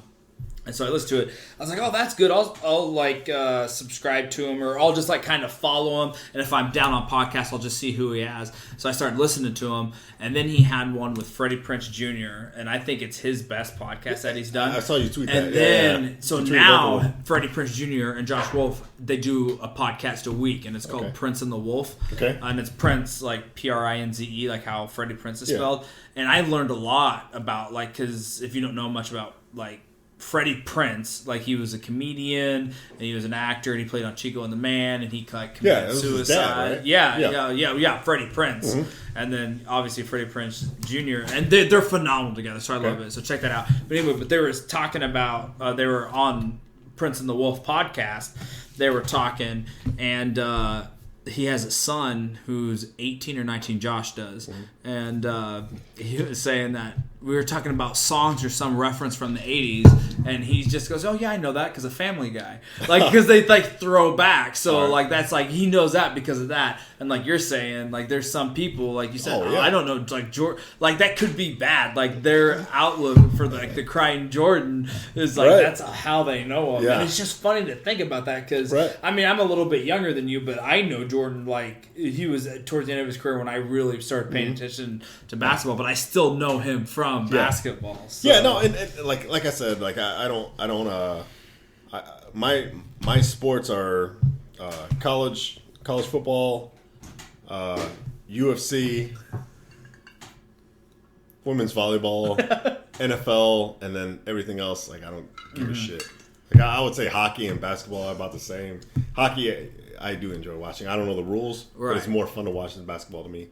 And so that's where I'm at. But yeah, there's growing up as a kid, like I played basketball a lot. I'm a tall guy, I'm 6 feet tall. That's a little bit above average. But I played ball like a motherfucker, you know, and we played 21 and oh my god, remember that? I couldn't even tell you the last time I had even talked about 21. Yeah, we were like ball, you dude. said it and my mind just went boom right to my hometown. Yeah. I used to fucking play it all the time and you'd be so fucking pissed when you're like at 19 and somebody tips you in and you got oh my dude, there's fights that started off of that shit. Oh my god. Jesus. Yeah, 21 is 21. I couldn't even tell you the last time I thought about Me 21, neither. dude. Me neither. Man, my heart. That's fucking awesome, dude. I love it. Oh my dude. god. 'Cause everybody who's young knows 21. Yeah, exactly. Yeah, I don't even know where that came from, or I can't remember the last time I had talked about it or even played it. But yeah, you play 21, and then as a kid, you know, growing up in the 80s and then the 90s. I graduated high school in 98, so I mean, as a kid in high school, I wasn't playing ball. Right. So yeah, as a kid, like, you play 21 and you're like, hey, I'm Michael Jordan. You're Scottie Pippen. Right. And you're like, no, fuck no. You're fucking Pippen. I'm Jordan. And he was the man, you know. And he's still the man. But yeah, there's kids now that are like, you got LeBron, you got Steph Curry, you got all these other fucks that are like, Jordan who? The crying guy? Yeah, fuck him. He's hilarious. He's hilarious. Yeah, I love that guy. He's funny. He's everywhere. He's everywhere.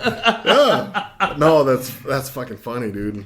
So I wanted to bring something up, and I wanted to thank you, dude, because you introduced me to the the YouTube show Hot Ones. Oh my God, yes. And yeah, you know how I got into it? How did you get into Bert it? Kreischer. Oh shit, he was on it. Yes. And, so he was tweeting about it, and like I said, honestly right now, I mean, I love Joe Rogan Experience. It's one of my all-time favorite podcasts. Same. There's just some people like I'll start listening to that I don't really like.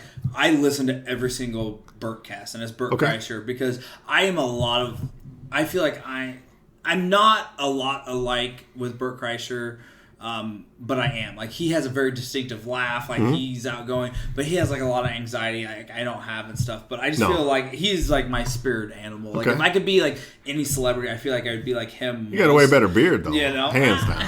I don't know about better that. body, too, probably. But, no, not now. Not after him and Segura did their weight loss challenge. Weight loss challenge, yeah. But I love him, so I listen to everything. So he was on there, and he tweeted out, it's like, I'll watch it. And it's with Sean Evans is a fucking boss. Yes. And so I, like, watched a bunch of different ones. So what it is, if anybody, I don't think we've ever talked about it on the podcast. No. But what Hot Ones is this guy, Sean Evans. What they do is they eat 10 wings, and it goes from the first wing that they eat is sriracha, and increasingly, and they have one on there, the pain one that's from Kansas City. Okay, nice. But it goes all the way up to like mega death, and they like it's like super off the chart for the Scoville units. But the thing is Sean Evans does every interview, and he eats the wings along with the people, and he interviews celebrities, and their logo is Hot Wings, hotter questions. Yeah, even hotter questions. And they get deep. And most of them are anywhere from 15 to like 23 minutes long. Yep. The only thing I could suggest that I don't like about it is it's on YouTube.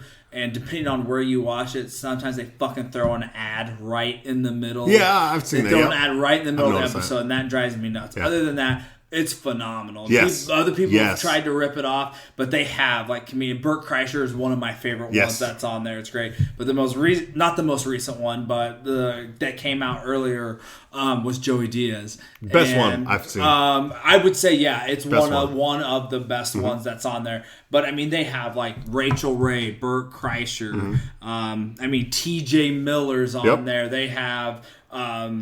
Riff Raff is on there, which is a fucking great one. The guys from Keen and Peele. Prince and Mukamara. They got some football players on there. You got other chefs on there.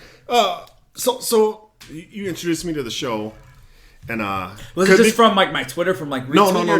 You were at I couldn't remember. You were at my house and you were like we're doing YouTube in between podcasts. Oh, that's right. Yeah. And you showed me Bert Kreischer. Those nights get long. Yeah. Sorry. So and I'm with you. I love Bert Kreischer. Yeah. Like I've seen his stand up. I've been listening to him for a long time. I listened to his podcast. Yeah. I love Bert Kreischer. He's so fucking good. So you showed me that episode and that episode was great. Oh. I wasn't in love with. The idea of the show to me was okay, and I thought Sean Evans was okay, and then I watched. I probably stopped there, and then like later, like a month later, I watched another one, and I was like, I like it. I watched more and more. Yeah. I subscribed to Hot Ones.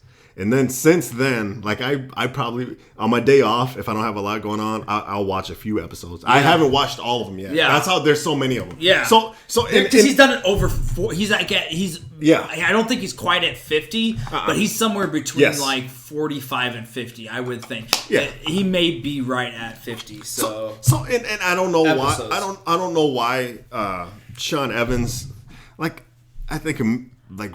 First like glance, like he's like he's okay. Yeah. And then the more I watch him, like I love him. Mm-hmm. Like he's good. He's good at his job. Yeah. He's questions that he asks. Great questions, and a lot of that is his research team and other stuff like that. But like his composure, like he's so friendly to everybody. He's Kevin Hart's another great episode.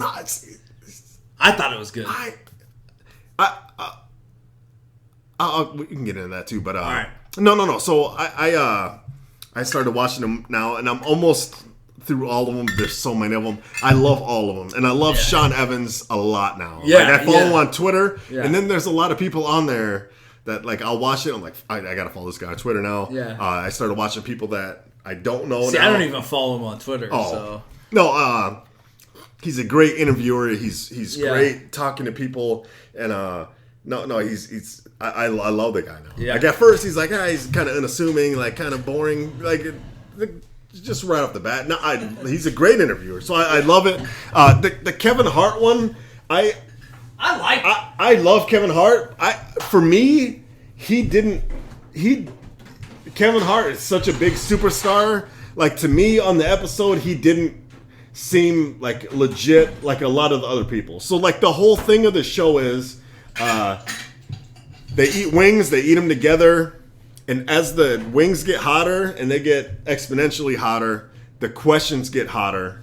Yeah. And it sounds cheesy, but it's real. And what happens is people are so focused on, like, they're focused on their pain, they're focused on trying to keep their composure, that they answer questions in a way that they wouldn't usually answer for, like, a media person. You know what I mean? They're like, they give generic answers. They don't want to get too personal because, yeah, they're fucking celebrities, but they're people too. They don't want to give, like, their heart. They don't want to show their heart on their sleeve. Yeah. But with this, especially as they get hotter and hotter, like, they're focused on the pain. Yeah. And they're in the moment, and they're both eating it together, which I love. And, like, it wouldn't work if it was just Sean Evans just answering questions. So I love that. So with Kevin Hart, it seemed to me like it was good, and I love Kevin Hart, but, like, he was wearing sunglasses a lot, and then, like, he didn't seem as genuine as some of the other people do, because I think he's a fucking big deal. Right, and that's like one of them, like Burt Kreischer said, I think, on his episode,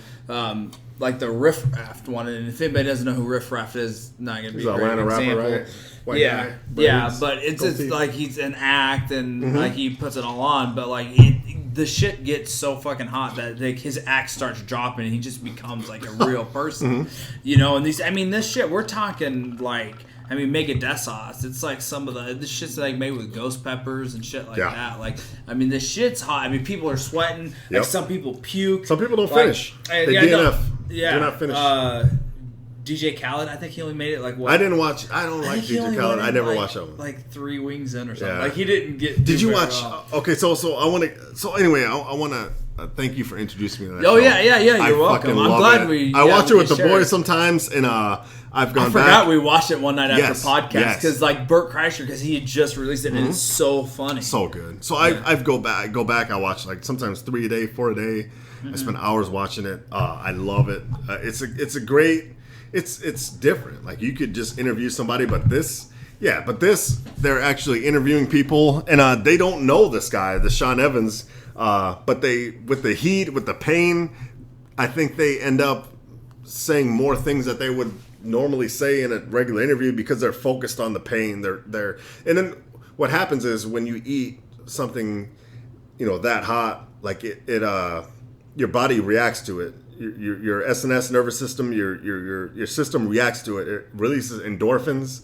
It gives you almost like a high, and people get addicted to that. I think they want more hot things. Like, it releases endorphins. It releases things into your system to help you counteract that pain, and so your mind, I think, switches to a different place, and then you answer questions you wouldn't normally answer, because of that. So. Yeah.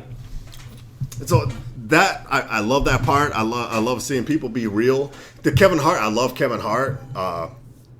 For me, I think he was still kind of reserved. Yeah, he kept, like, talking to his entourage, even though we're off camera, like, looking at them, like, what the fuck, man? It was still a good one. It wasn't one of my favorites. Joey Diaz was probably my fucking favorite, just because anything Joey Diaz does, he's one of the funniest motherfuckers on the planet. I fucking loved it.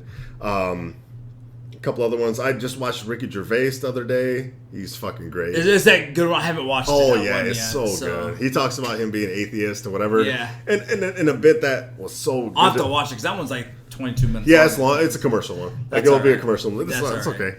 But one of the bits is, he's like, you're atheist. Do you want to talk about that? And he's like, not really. He's like, I don't know why I'm an atheist. He's like, I believe in shit that there's proof for. He's like, you show me proof and I'll believe in it. And he's like, there's not a term for somebody who doesn't believe in fairies. He's like, there's not a term for that. Why is there a term for somebody who doesn't? There's just not evidence that you know.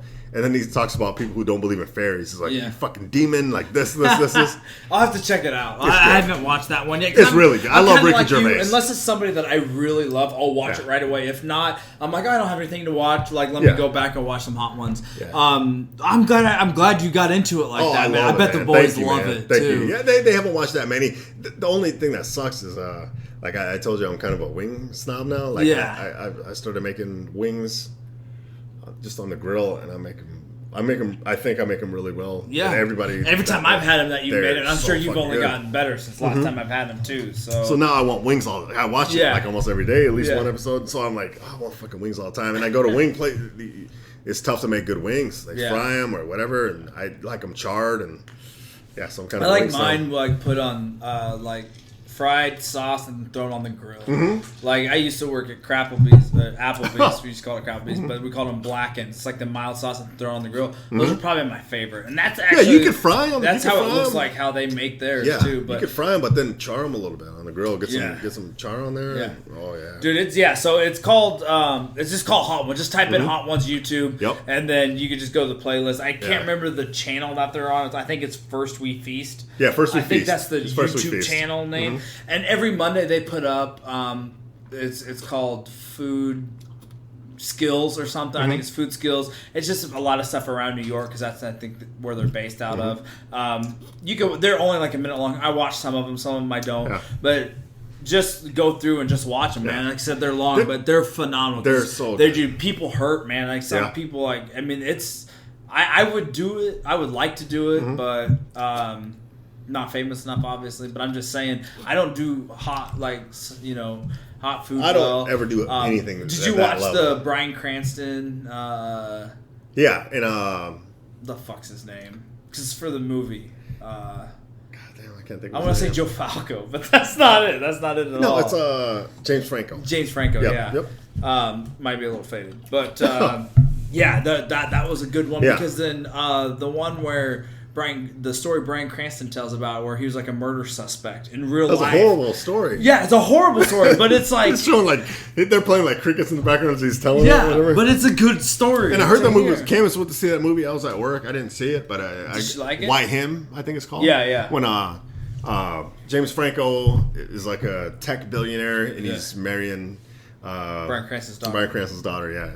She said it was great. Like I'm anxious to see it when it comes out. But that one's good. Action Bronson. I love Action Bronson. That was good because he's a food guy and he's so good. That was really good. Rachel Ray. Hey, Ryan Meston. Absolutely right, dude. I didn't even notice that until you put that on Facebook. Dude. They got the same chest tattoo, the same arm sleeves, same beard, they're the same fucking dude, same glasses, same fucking guy. Rachel Ray was great. Yes. Rachel Ray is a fucking gangster, dude. Yes. After hearing Bert Kreischer talk about him, and then she's like, it's like the same circle. Like she's like, oh yeah, like food guys. Like I love Anthony Bourdain. Like Anthony Bourdain's TV shows, whether it's No Reservations or fuck, I can't remember he's got like 3 TV shows going on, but Anthony Bourdain is real as fuck. He's a G. But she's like, yeah, I like Anthony Bourdain. I like Action Bronson, and like she talks about Bert Kreischer. Bert Kreischer talks about her. He talks about her in the Machine stand-up. Rachel Ray is legit. She's real as... She seems like a real as fuck, and she seems cool as shit, dude.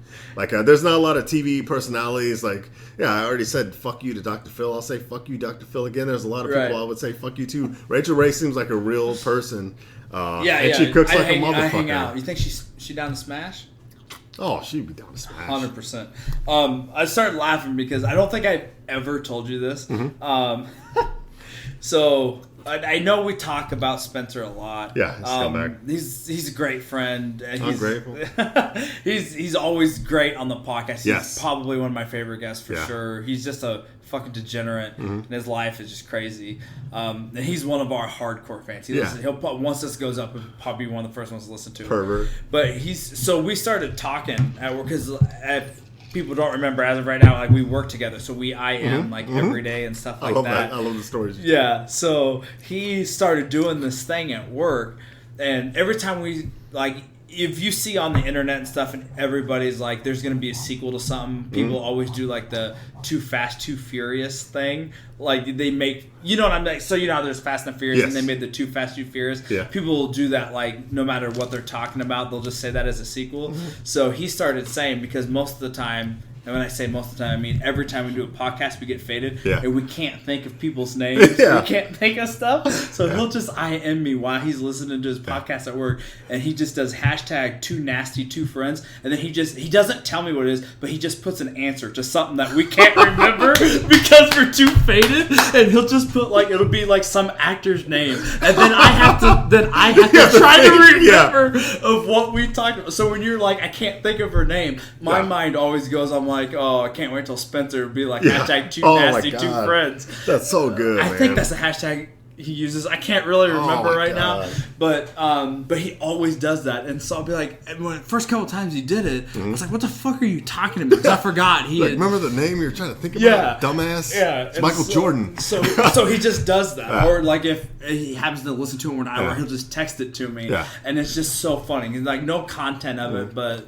Yeah, it just cracks me up. So a lot of the times I'm like, if I can't remember, I'm like, oh fuck, I'll eventually find out because he'll text it to me. So that's so good, man. I don't think I'd ever told you. No, you never did. No, you never did. I didn't think so. Yeah, I just want to stop and say I'm gonna go deep in the rabbit hole again. Yeah. It's just so good to be back in. It is, man. It is. Every time we like do this, like it's usually like big weekends because usually you're in my city, or a lot of times you're in my city, and we got a big weekend planned. We got food, we got guests, 4 or 5 podcasts planned. We got shit going down.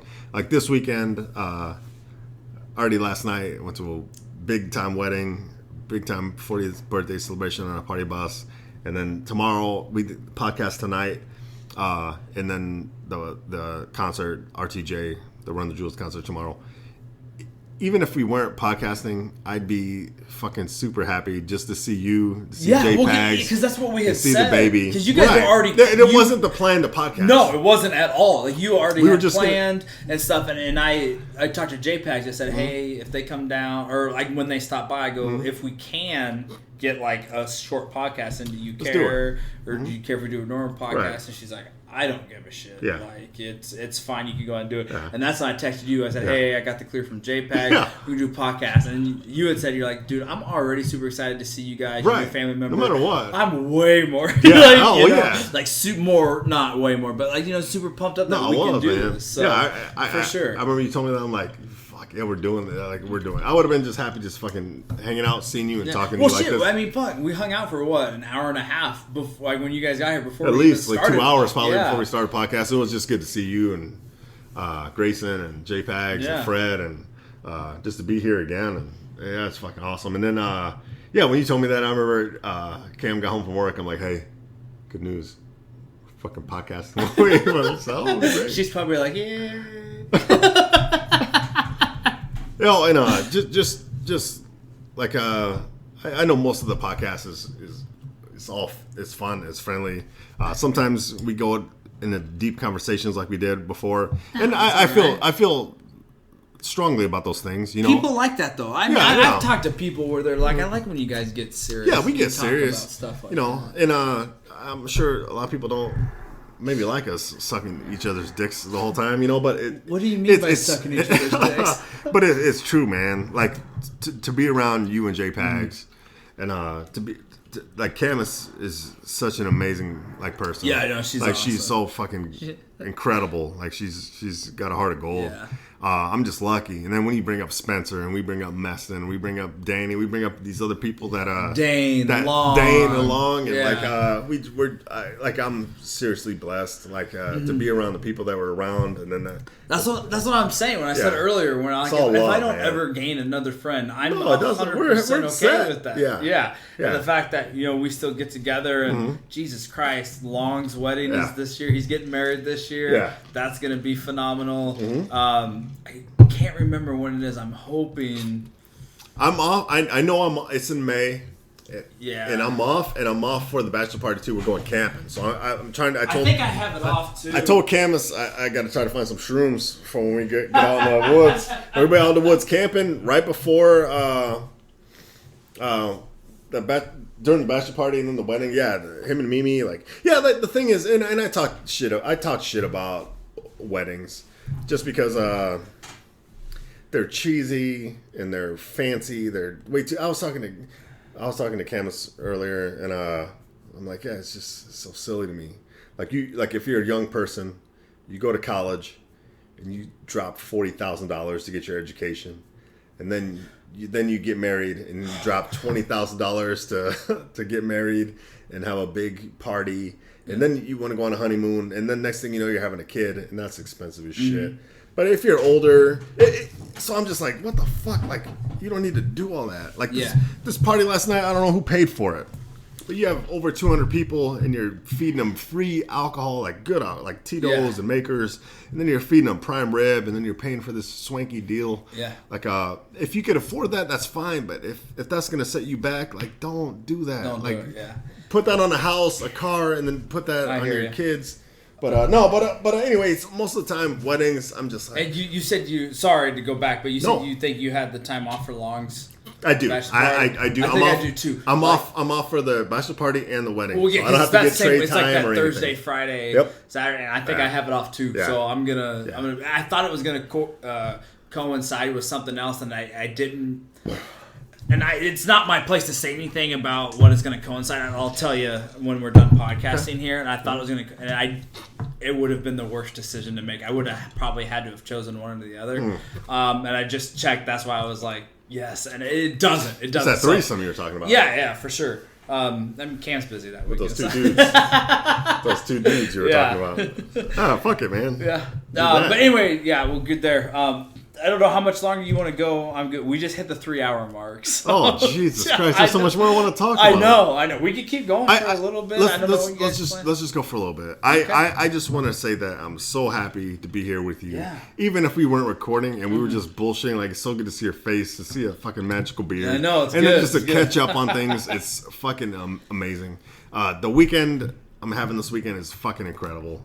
Like, life is a grind, and shit's hard, and then when you get on social media, half of it's funny, the other half is fucking doom and gloom, and it's like, look, we're gonna be all right. Like, life is good. Like, America's still great. We're not gonna let one person fucking take us down. It's gonna be all right. We're gonna keep getting better, and life's already good, and it's gonna keep getting better. But the people we surround ourselves with, they're all fucking great people. So I want to give a shout out to. It's early to do shout outs, but fuck, I already said it. So I want to give a shout out to Carrie for her 40th birthday. Happy birthday, Carrie. Shout out to Tessie and Matthew for getting married last night. I want to give a shout out to Tower Robinson from being a fucking solid individual. I want to give a shout out to Spencer for listening to the podcast and then helping us fact check. For being a degenerate. And I miss that motherfucker. I miss Joey too. And the people that we don't see that often, I miss you. I want to say a shout out to Mama Pagnasty. Oh shit. There's a lot of people. Sarah, the Beemans. I was gonna say them. And we got some other people I want to get on. I want to get on to have. I have a million stories with one of my best friends, Rob. And my buddy Chubbs. And I want to get them on sometime. They have to be on. For sure. Because they're so... I mean, you've met them. Yeah, I've met them. Too. I met them, and so get them on. And Rob, he has a little boy. His boy is going to be a year in April already. So we'll get them on. And we definitely want to have Spencer back on. Melina. I want to give a shout out to Vito. He just had a little girl. I want to give a shout out to Mikey. I'll give my shout outs now. There's something else. I want to get into some more shit. I'll give my shout outs now, and then when it's time to do shout outs again, just be like, you already did them. You're done, motherfucker. Like, no, you don't get to do that. But no, it's all love. Yeah. This whole podcast is built on love and just good people that we have around us, and I'm grateful for everybody that I have around me. I'm a lucky motherfucker. We are, man. Both of us. 100. What else do you want to get into? I'm glad you brought out the shout outs because usually a little behind the scenes, I start writing stuff down. I do too. I haven't. And I like when you said shout outs, I'm like, I haven't been writing shit. Shout outs or fuck no, you. dude. So. Like honestly, for a little bit, like I forgot we were podcasting. I was just like looking at you, like, God damn, it's just good to be with you, man. It's I love you, dog. a little rust. You gotta knock the rust off. Yeah, knock the rust off. Your eyes can make the whole world disappear. So it's good. Quote that shit. Okay, so the only other thing I wanted to bring up, two things real quick. I saw Split, so that's another thing I want to say. Watch that shit. M. Night Shyamalan, watch out the theater a couple weeks ago. He's back, motherfucker. And he's Indian, but he's not like the dangerous kind. Like, I don't think he's Muslim. Like, he probably eats hot dogs and he's shit. like Dot, not watch Feather. Him. Right? Yeah, I don't know. I don't know. He's brown, like the dark, like the scary brown. He's got to be dark. He's a scary brown. Dot. What, dude? That's not racist. Split? No, it's not racist. Not at all. But seriously, watch it. Split, phenomenal movie. One of the best movies I've seen this year. But it's only February, so that's not a lot of movies I've seen. Right. It's like two. I've only seen like two movies. It's probably the best one I've seen though. Solid. Check it out. Other thing I wanted to bring up real quick because it's our theme. Walking Dead came back tonight. Yeah, you skipped it for this podcast. Yeah, Shit. And I wanted to tell you that I haven't watched it yet, and I texted Spencer and I told him because we always talk about it all the time. He's probably jerking off to it right now. He's not going to respond to your text. And I said, I'm going to miss it because of the podcast, and he goes, that's only the one excuse that he's not upset. Yeah, but he had texted me right before we started, and he said, let me get to it. He said, I know you said you were going to wait until later, but tonight's episode has inarguably the coolest fucking scene from the entire goddamn show ever. Shit. And I said, yes. And high praise, sir. Yeah, and he goes, you'll know it when you see it. So he's saying the best scene out of the whole series is in tonight's episode. And I haven't watched it. JPEG's and not because she watches it. Okay. And so we'll watch it tomorrow. So... And I know you still watch it even though you don't hate it because you're a communist. But communist in a way. Yeah, I watch it. I'm caught up. Remind me real quick because this is an intermission, right? It's the same season. Intermission. They're coming back from winter break. The last episode is when. Refresh me if I'm wrong. I might be wrong because I don't give a shit. But I'll try to remember. The one guy, the guys, the town they went to, his son, right? Yes. He's like, hey, Rick's a bad guy. And they're playing pool. Is that the last episode? Yeah, his name's Spencer. Spencer? I believe. It's no right relation. There. Yeah, where he got, the spoiler alert, yeah. And he got shot, and he's like, motherfucker, he got shot and killed, right? No, he got his guts cut. That's right. Negan That's cut right. it. And that happened in the comic books, the same exact way. Okay. I can't remember if that was the last episode or the second to last episode. But they were trying to find the gun. It's been a few months. Yeah, but where what's her face tried to shoot it and it fucking hit. Yes. It hit Lucille. Lucille. Yep. Yeah, okay. right there. Okay. So, I think it's that area or whatever. Yeah. But they went I think it ended. They went to the hilltop. Yep. And they're gonna try to get. I think they're gonna bring the four people together to try to take down Negan. Yeah. So they they get to see Maggie and all her glory and shit. Yeah, don't get it twisted. Like I'm not super excited about it, but I'm not gonna lie to you. I'm anxious. Like I'm caught up. Like this season's pretty good. Mm-hmm. I remember talking to you about it the last few podcasts during the first season. You're like, no, these motherfuckers are not good. They get what they deserve, whatever. And I didn't think about it like that. Yeah, I think about it like a lot of fans. Like maybe like I'm not a big fan like some of the other people, the comic books, and I'm kind of like they're the good people. Like no, they're supposedly the good people, but they've done bad things, and they're not. Yeah, they went into that compound, kill people in their sleep. Yeah. You're right. And we've talked about it before, and I'll touch on it again. The best shows of all time are like where the good guys flirt with the bad, because it's all about perspective. So you look at Breaking Bad, you look at Sons of Anarchy, you look at Walking Dead. If it was the perspective of the show was from anybody else other than them, you'd be like, no, fuck those guys. Yeah, absolutely. Like if the perspective was from like strictly from I can't think of her name, but Walter White's his wife, whatever her fucking name is. Too Nasty, Two Friends, solid, then you'd be like, no, fuck Walter. He's a total fucking douche. Yeah. Or, or the people, like, in Sons of Anarchy, the people in the town that they live in, you'd be like, no, fuck that motorcycle gang. You're a club. So, but that's what I love about it, because it's like, because from their perspective, like, I don't like what they're doing, but I don't want to root against them. So that's great. Yeah.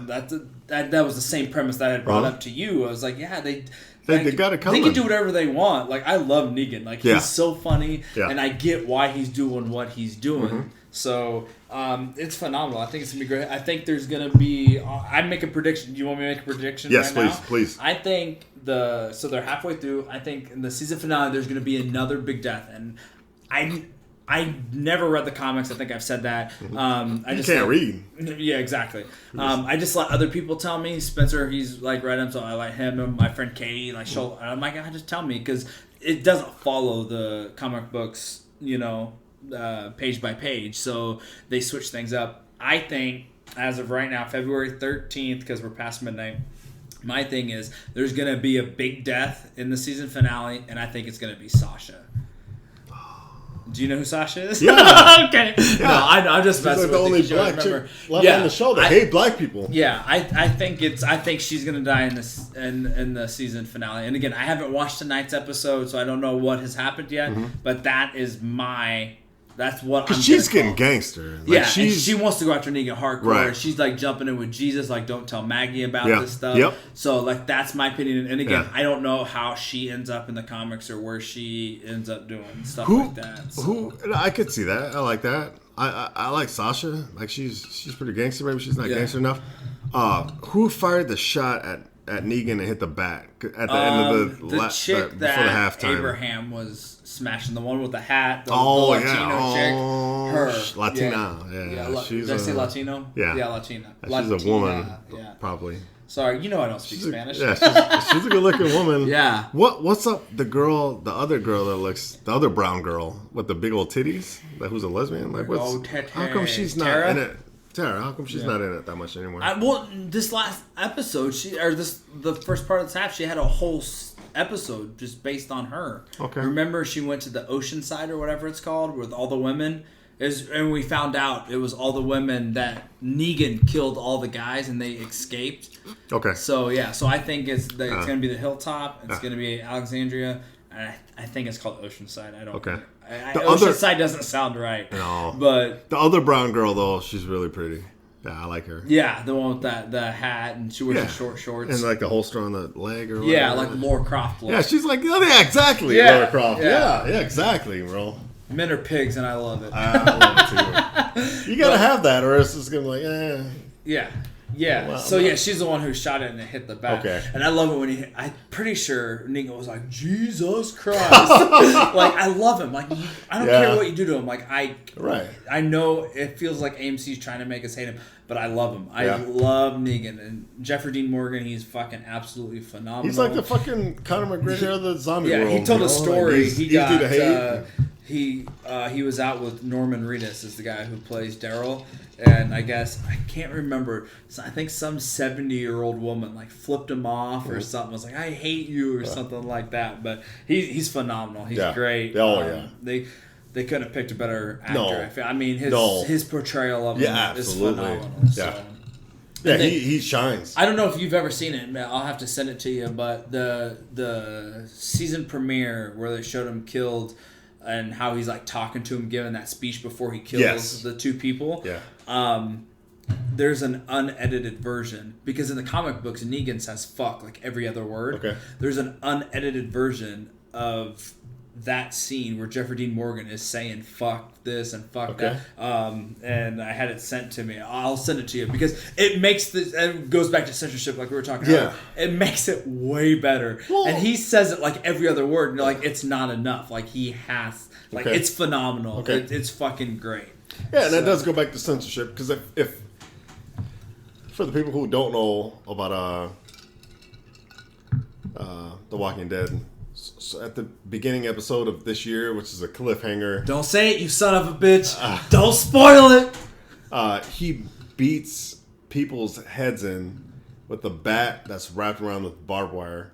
And they show it. Like, not Mick Foley style, like hardcore. Like it's hardcore. wrapped tighter. Wrapped tight with barbed wire, and he beats people's heads in. And then even that, like there's a scene with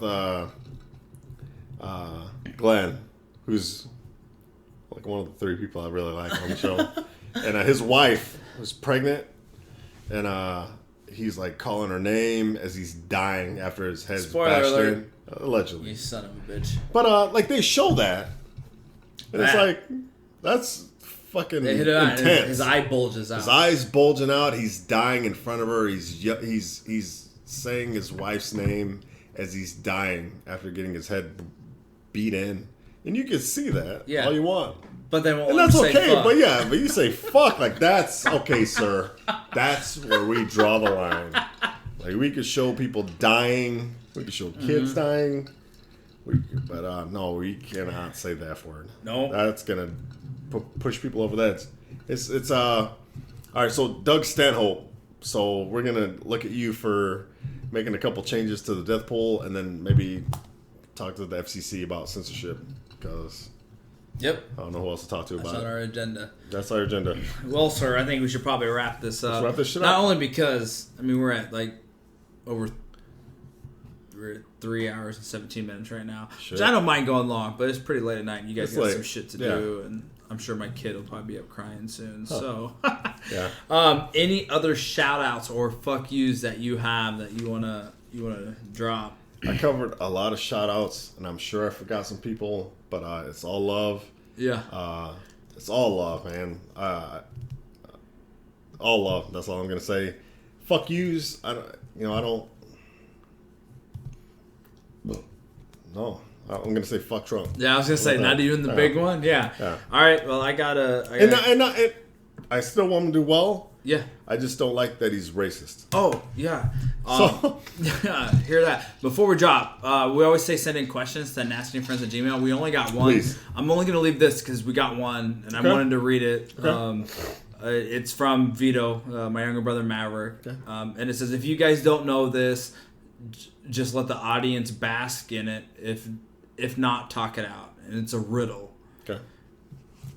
Okay, I just read it. I know it because I've heard of it before, so I won't answer it. So if you don't know it, or if you know it, just let me know, then we'll just let it go maybe to the next podcast. But it says, so this is the riddle. The poor have it, the rich need it, and if you eat it, you'll die. What am I? I don't know. I've never heard that. You've never heard that? Okay, so the poor have it. Okay. The rich need it. Okay.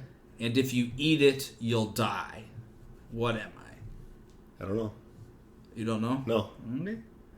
What do you think? Do you want me to tell you? Or do you want to wait? Well, maybe we'll talk about next podcast. We'll let the audience bask on it. Yeah. Let's not answer it on the podcast. Okay. Sir. Well, so that's the only question that we got sent in. So bitches, send in some fucking questions. Yeah. Send us some questions. We do love doing Q&A. Yeah, that's one of our favorite parts. If we Yeah. don't get questions, we can't do it. Yeah. That is like one of our favorite segments. So it's nastyandfriends@gmail.com. You fucking jabronis. I got shout outs. I want to shout out the death pool because it's so fucking fun. I love it so much. Yes. Part of my plan is when I turn my phone back on, I'm going to go see if anybody's died since we've been doing this podcast. So, shout out to Salt Bay because he don't give a fuck. Oh my God. Doesn't He's gangster give a as fuck. Man. It's meat. He makes it sexual. Yeah. It's weird. I get funny in the pants, but I love it. Shout out to Hot Ones. For sure. Sean Evans, man. Yeah, Sean Evans, him specifically. Him and his writers. I don't know if he has writers he or does. if he comes up. He does. Yeah, He does. Writers and producers and a chef. Yeah. And no disrespect, but like at first he's kind of unassuming. Like I never got that opinion when I watched it. I liked him right away. Okay, so. It took me a while to like him, and now I love him. Like I think he's a great guy. I think he's a great interviewer. I think it's a great show. He's super likable. Well, regardless of how we got there, we both got there. Check it out. Check it out, man. Hot Ones. I said just YouTube Hot Ones. It should come up right away. So the only fuck yous that I have right now is fuck you to the Steelers just because you beat the Chiefs in the divisional game and I was there. Yeah. So, and you should have said it in person. You should have went up with Roethlisberger and raped him. Yeah. No, I did. I was like, fuck you. I had this whole thing I was going to say when the Chiefs won. I was already playing. I was going to just yell out in the middle of the crowd and shit. Yeah. Can't do that. Yeah, that feeling when you jerk off, ejaculate, and throw your ejaculate on somebody's face and be like, ha! Yeah. That's it. Yeah, you gotta wipe it off my chest first. Yeah, and then when it doesn't happen, you're just wild card, bitches! I gotta come up with a plan B. It's not as good as my plan A. Right. So, yeah, well, dude, it's then you just throw the middle finger. Like, absolutely. Suck it. Yeah. It's been a fucking blast. I'm glad we can do this. I know there's a lot of faded rambling between both of us at some point. Off the rails. It's been a fucking blast. I'm glad we can get back this. We're going to set up some dates once we get off here. I'm going to show you when D drops the F-bomb in that episode. Yeah, we could have went 5, 6. Easily. Honestly, if it wasn't 10 to 1 a.m., oh my god, dude! I didn't know it was that late. Yeah, Jeez. I would just say stop it, export it, and we would just do another one. Like, no, seriously. I know. You guys got things to do. I didn't realize it was this late. Yeah, I stayed up till 2:30 last night, going hard in the fucking paint. Yeah, you guys still have a half-hour drive back to your hotel and shit. So yeah, you should be good. I think Cam's probably been sleeping for a while. Camus is a fucking. She's a rock star. She's an angel, man. Yeah, I can't. Shouts out to Camus. Yeah, I can't sleep in with JPAC's trying to feed and change diapers and shit. But we'll go. Next time we'll go. I'll come to your town.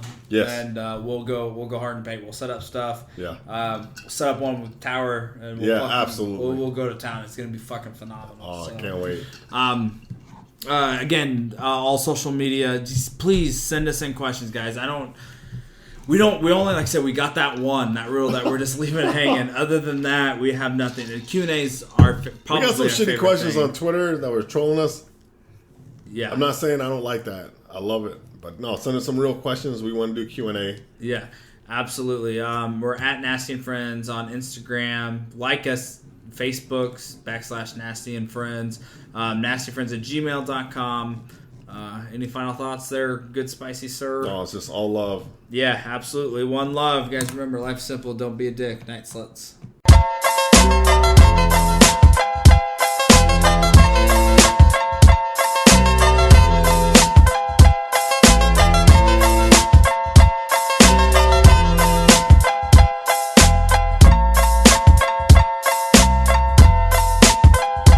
Hello, Rob Long here with your weekly animal update.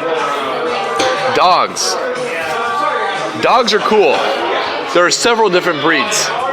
Siberian Husky, Pug, Labrador Retriever, German Shepherd, Beagle, Rottweiler, Bulldog, Poodle, several other, Shih Tzu, Pit Bull, You already said that one. Doberman Pinscher, Boxer, Chow Chow, Chihuahua, Great Dane, Yorkshire Terrier, Dachshund, Maltese, English Mastiff, Pomeranian, Akita, St. Bernard, Greyhound, Jack Russell Terrier, Pekingese, Havanese, Miniature Pinscher, Australian Shepherd, Alaskan Malamute, English Cocker Spaniel, Cavalier King Cocker Spaniel, West Highland White Terrier, Golden Retriever, French Bulldog, Australian Cattle Dog, Pointer, Bichon Frise, Basset Hound, Shetland Sheepdog, Shar-Pei, Papillion, American Pit Bull Terrier, Shiba Inu, Pembroke Welsh Corgi, Border Collie, Bull Terrier, Old English Sheepdog, Miniature Schnauzer, Chinese Crested Dog, Lhasa Apso, and also the beloved Irish Wolfhound. Anyway, if you can't tell, we're, when I say we, I mean me and Spicy Brown. We're in a bar here in, well, I'm not going to tell you.